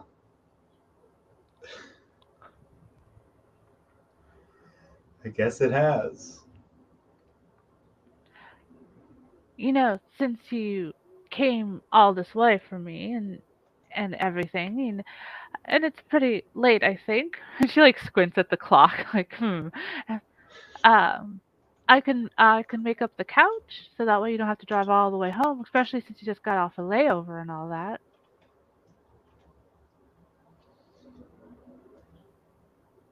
I really shouldn't. I it's a real early morning flight, you know. Well, feel bad. How about you come in then, just for a little bit? Have a. I got some good non-alcoholic drinks. I think I got some leftover empanadas. You know what? Fuck it. Sure. I am hungry. Great. I'm so glad. Ah, you need to stop taking up so many jobs. You're always on. You're always on the planes, and we're always just on the phone. And it would be nice to see you more often. Now that you're in the same city, after all.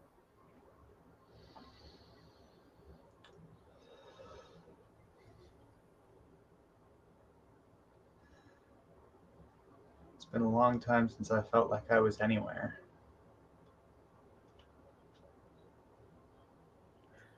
Mm, she nods. I think I can understand a bit of that. I mean, professionally, I definitely understand that. It feels like it's been a long time since I felt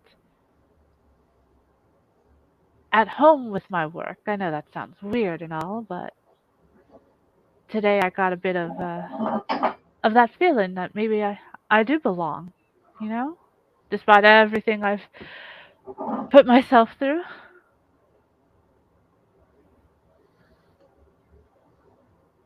I'm happy to hear that.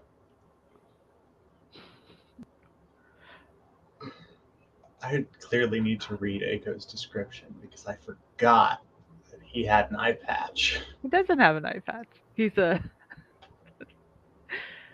I was bounty I was hunter. I was making a joke in the chat because like when I think medical bounty hunter, I think very edgy like character with like scars and an eye patch.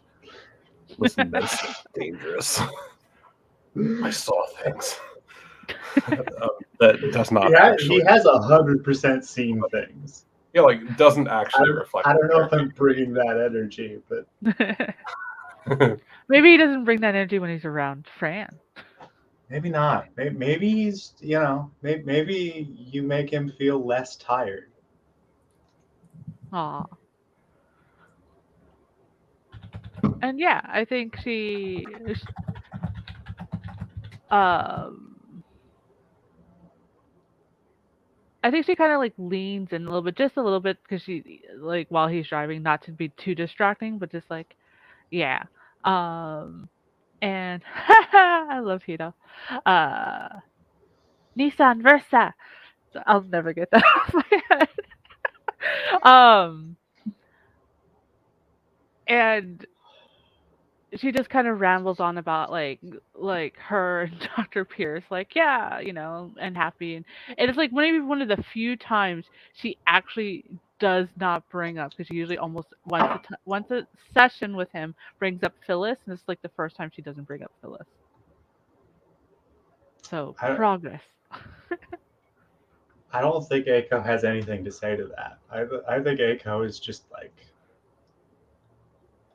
you know, quietly smiling, just listening to you, and maybe falling in love a little bit. Maybe, who knows?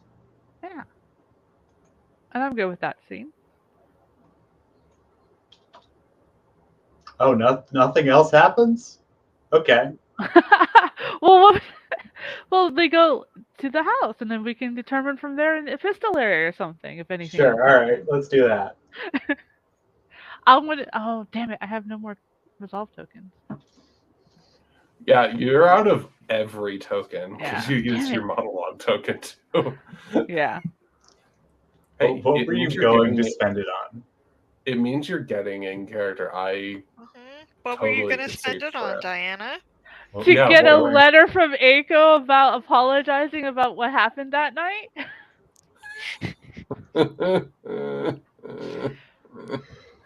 I guess Aiko's not sorry. I mean, how do you apologize for that in an email? Listen, when you've seen the things that Aiko has, you find out that you just don't have time for regrets.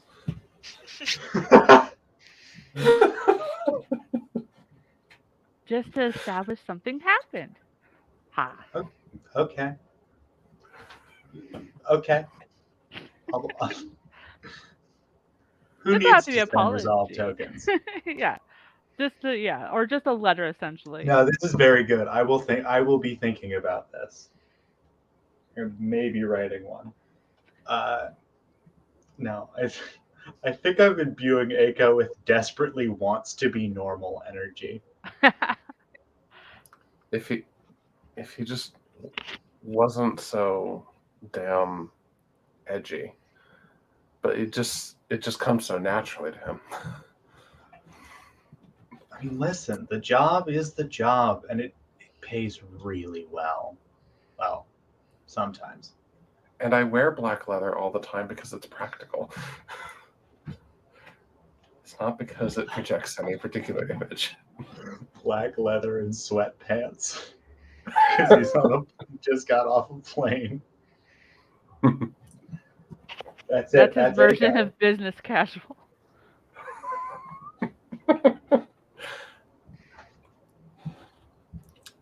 Business Well, I'm happy casual. with that. Yeah, that's quite good. Okay, I think we can move on to reputation then. If there are no more night shift scenes. I think I'm good. Okay. Sounds like Phyllis is working the night shift, Yep. so yeah. Yep. We have All a right. drop last minute. You know how it is. Perhaps has to do some paperwork about the Jake Masters thing. Oh, 100%.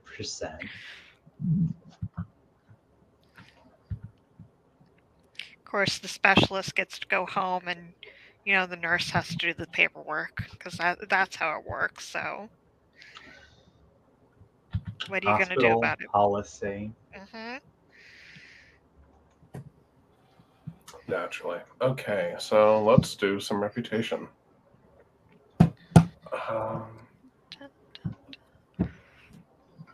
Dr. Galland, what are we going to do with you?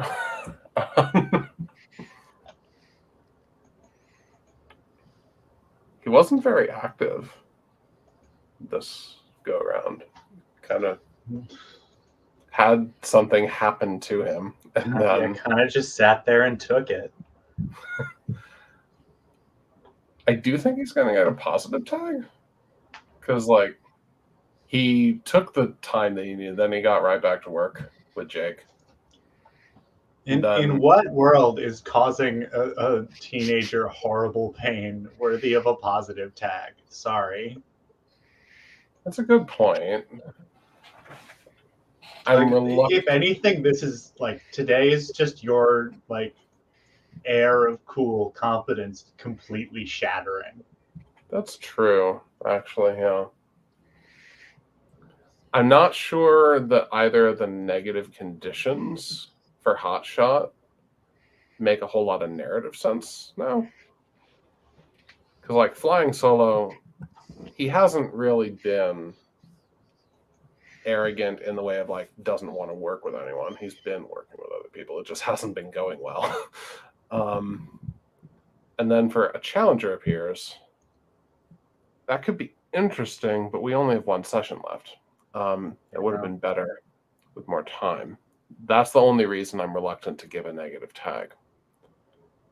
I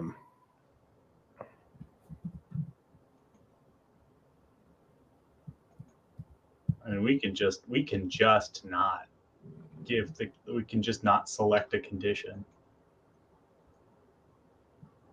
That's true. I had kind of forgotten that selecting a condition was optional. I think it's assigning a tag that's optional. So if it's not Yes. narratively interesting. Yeah, assigning the tag is optional. I think But you are the one designing the game, so you can make Yeah. alterations In to the the rules that immortal Haley has words, set up. in the immortal words of everyone on the Story Brewers server, Haley's not here. Haley isn't here. I think I'm going to give him a positive, but not a negative, because yeah, the stuff with Jake went badly, but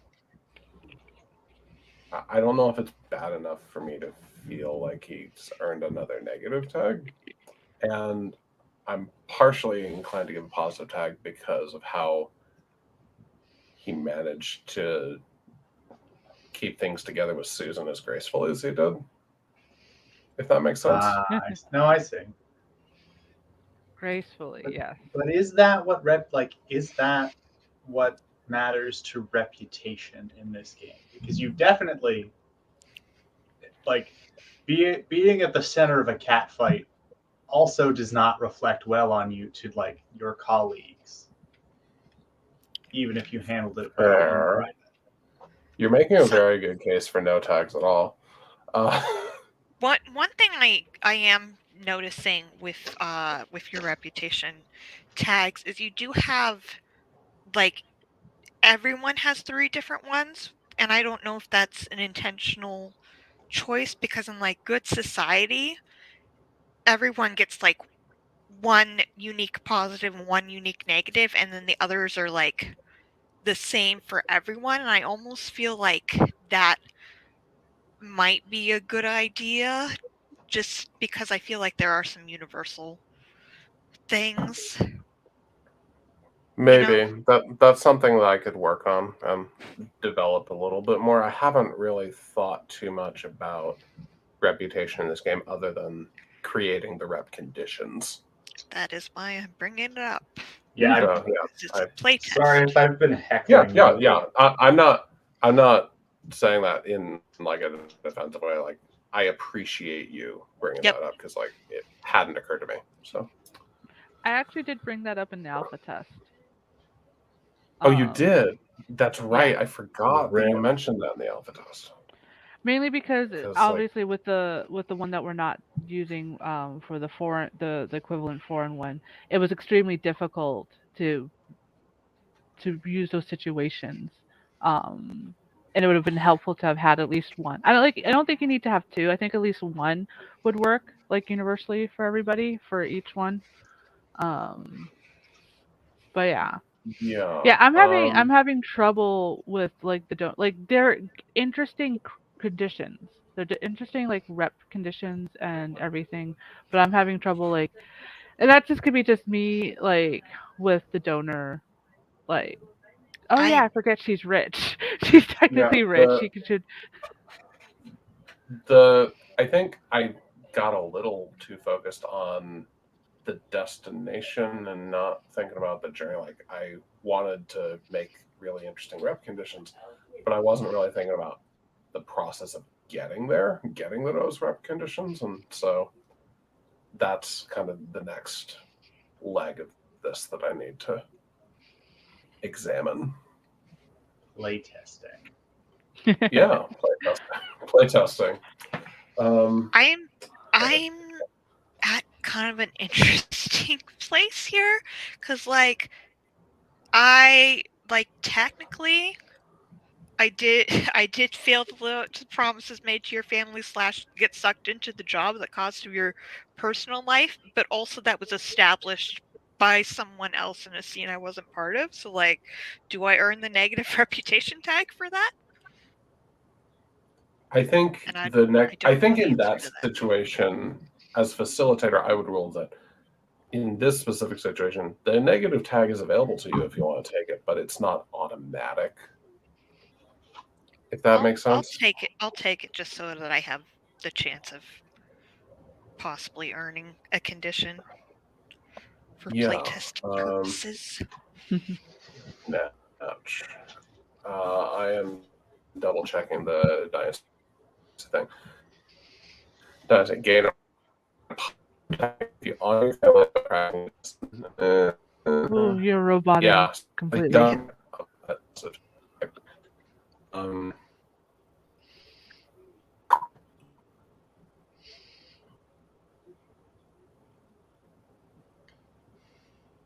Hopefully, I think it should be okay now. how's that? It's better. Yeah.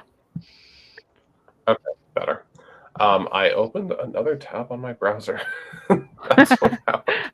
Cool. Yeah, so looking more closely at the positive and negative requirements for Dynasty, Lon only really would earn a negative tag, but I don't think either of the conditions make a whole lot of sense here, except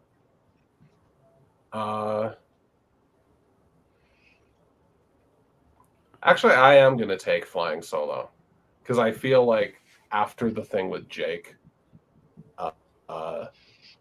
Phyllis is going to be a lot more reluctant to call me. Yep. So yeah, I'm going to get a negative tag. Oh. I'm going to take flying solo, and I think for the negative tag that triggers it, I want something that captures like falls apart under stress, like the opposite of resilient, I guess. Fragile? Fragile's close. It is.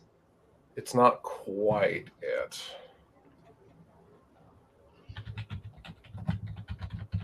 Spineless?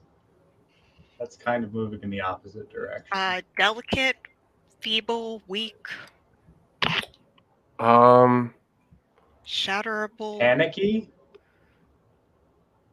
How about anxious? I think Yeah. because like this whole thing has really revealed that underneath that collected cool persona, I'm scared all the time. So cool. Anyone else adding tags? I added a negative tag, presumptuous, for like just jumping in with Dr. Dylan, because I think it counts for the donors,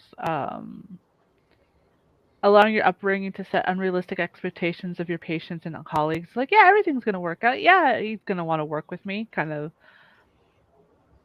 pigeonholing that reason. Yeah. That's an interesting case where I don't think Dylan would feel that, like, even remotely, but that's definitely what it looks like. Yeah. Okay. Phyllis, Dylan, either. Oh, I added unreliable. Right. You said that. Sorry. I don't think I get tags this time. Let me take a Like, look. I At could the see a slider. case for a positive tag, but I didn't. Let me take a look.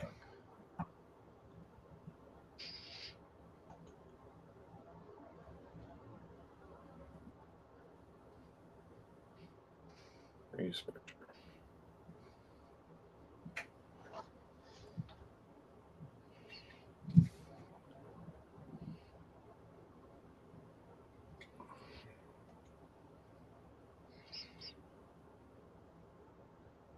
I think a positive tag could be appropriate if you want to go for it. You don't need to do it. Nah.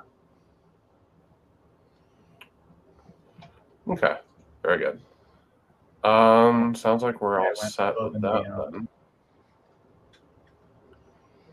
Yeah, sounds like we're all set with that.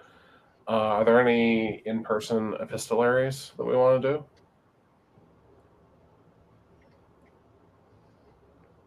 Nah. Phyllis, towards the end of her shift, sends Dylan a text just like, "Hey, sorry about this. Hope that picking Aiden up went well. I'm on my way home." Yeah, it's great. He crashed like immediately. They must have run him real hard at practice. It totally wasn't the Dairy Queen I gave him afterwards. No, definitely has nothing to do with what milkshake nap. What is that? Did you guys like make sure were you like, okay, you have to finish this in the car so that I can throw the trash away outside the house? Yes, no, 100%. Phyllis would notice the crumbs. Oh, absolutely. I think Lon sends a text to Susan fairly late at night after they've parted ways for the night, saying, "Tonight was really great. Thank you. I appreciated you hearing me out." And surprisingly, like, gets an immediate response that she hadn't fallen asleep yet. It's like, of course, I'm always there for you. Thank you for tonight also.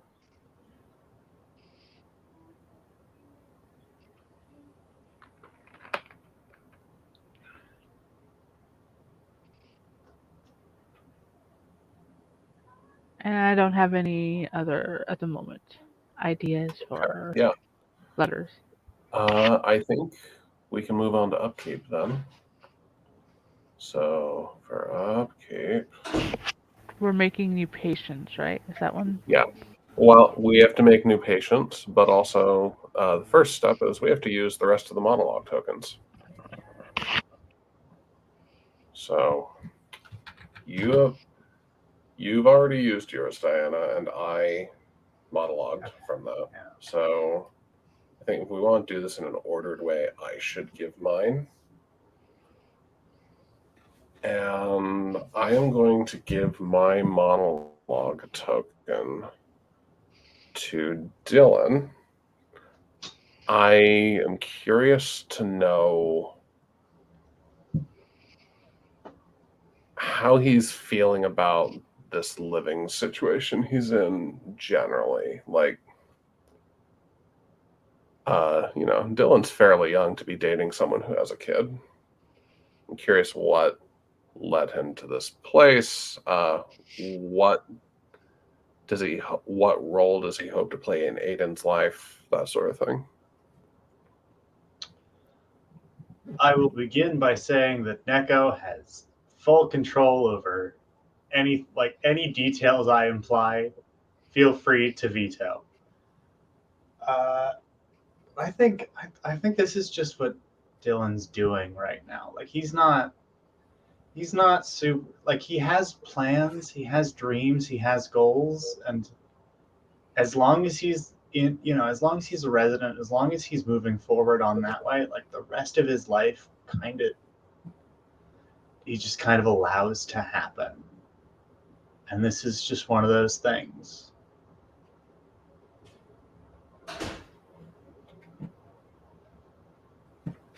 Like, would I like to have a relationship with Aiden? Sure. Like that would be cool, I guess. He seems like he's got a lot of passion. He reminds me of his mom that way, and I realized that saying that out loud makes me sound insane because of everything else I just said, but that's That's the human experience, baby. Feeling all kinds of feelings you have no name or place for in your life.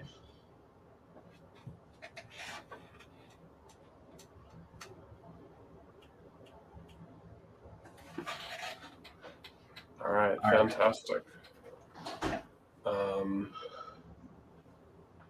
So I think the way this needs to work is you need to give your token to Neko, then Neko gives her token to Diana. Damn. Oh, You're right. Did you?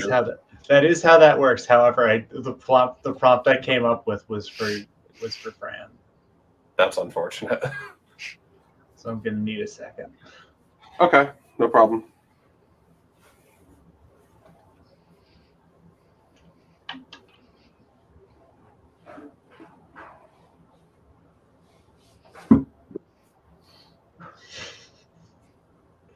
I mean, like, I'm just gonna ask. What is your take on the whole Dylan situation?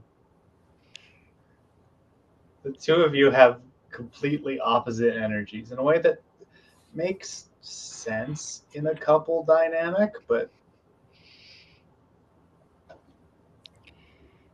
Yeah, and I think that is part. Like, I don't think I'm going to do this as like an actual monologue. I'll just do some explanation. But I think that's part of it. Like, I think that her relationship with her husband, I think, was very, like, similar to her, also very, like, dutiful and, like, you know, kind of, like, serious about wanting to help people and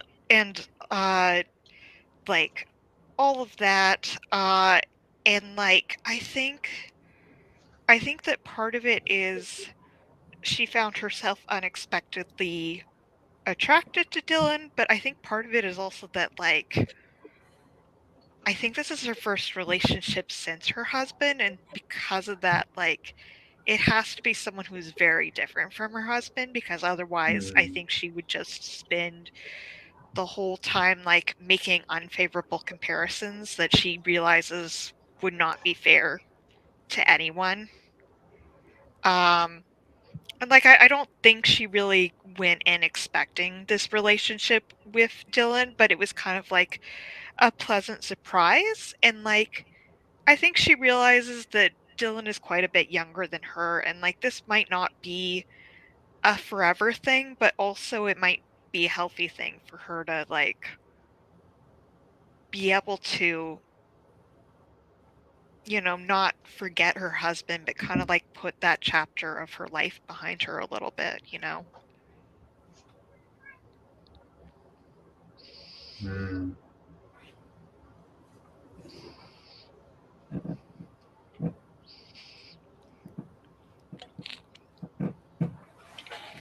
Okay, thank you. Yeah. Yeah, Diana. What's up with Fran and Aiko? I want to know more. Well, that all depends on whether Aiko made moves or not. How drunk were you? Just tipsy enough that she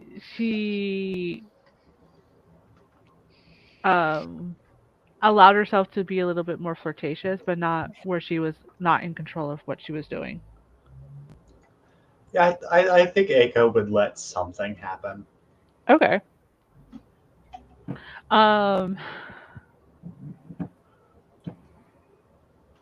Let's see. I'm going to try to do this in character monologue since it's been a while. I think it's definitely the next the next morning he already went off to his plane and everything, and she's taking the bus to work and everything like she usually does, and she likes that commute. It's a nice little commute. Again, K-drama is just influencing all my thoughts now. And she's just like, last night was really, really nice. I mean, it was practically a perfect day. It was had a good work day, had a good night out with a friend, and I guess I do owe her. And she's like looking down at her phone, seeing the text she never sent personally. But gosh, I definitely hope that won't be a one-time thing with him, with Aiko. I mean, I had been thinking about Aiko for some time as more than colleagues, if I want to use the way Jody had said it.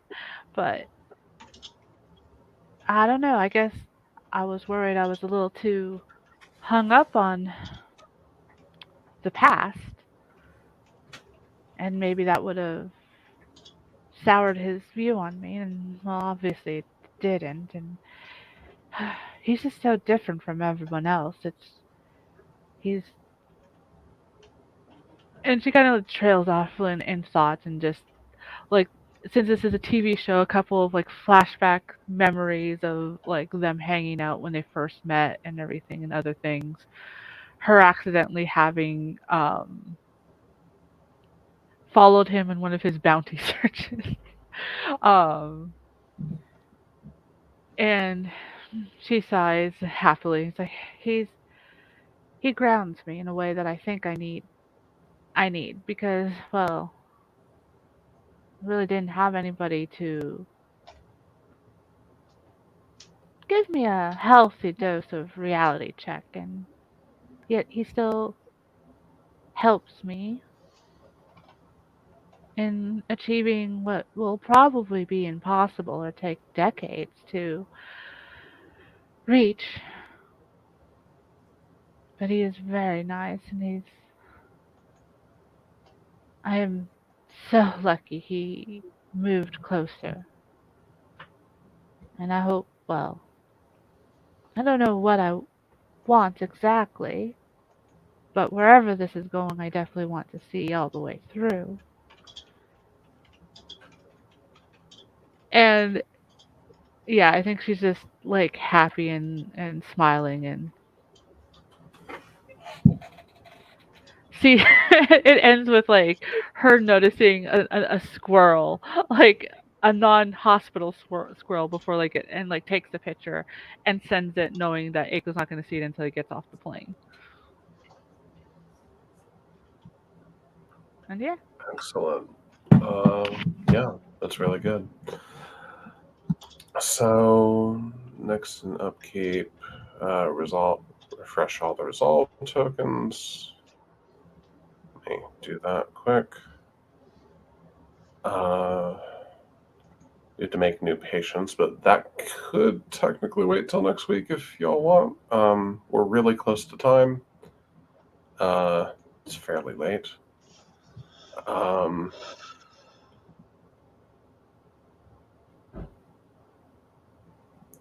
We can spend the time making new patients if you want. I am probably going to keep Bernice around because Bernice hasn't shown up yet. If that's all right with everyone. Yeah. And I did have an idea for something we could do with Yep. Bernice next cycle. So, yeah. We review collaboration. Is there anything we need to change? I think I'm good, and I'm also good with us working on patient changes during the week, possibly. Yeah. Yeah, that is just fine. So I am going to end the broadcast now, and we could do some stars and wishes if that's all right with everyone. Yeah. Cool.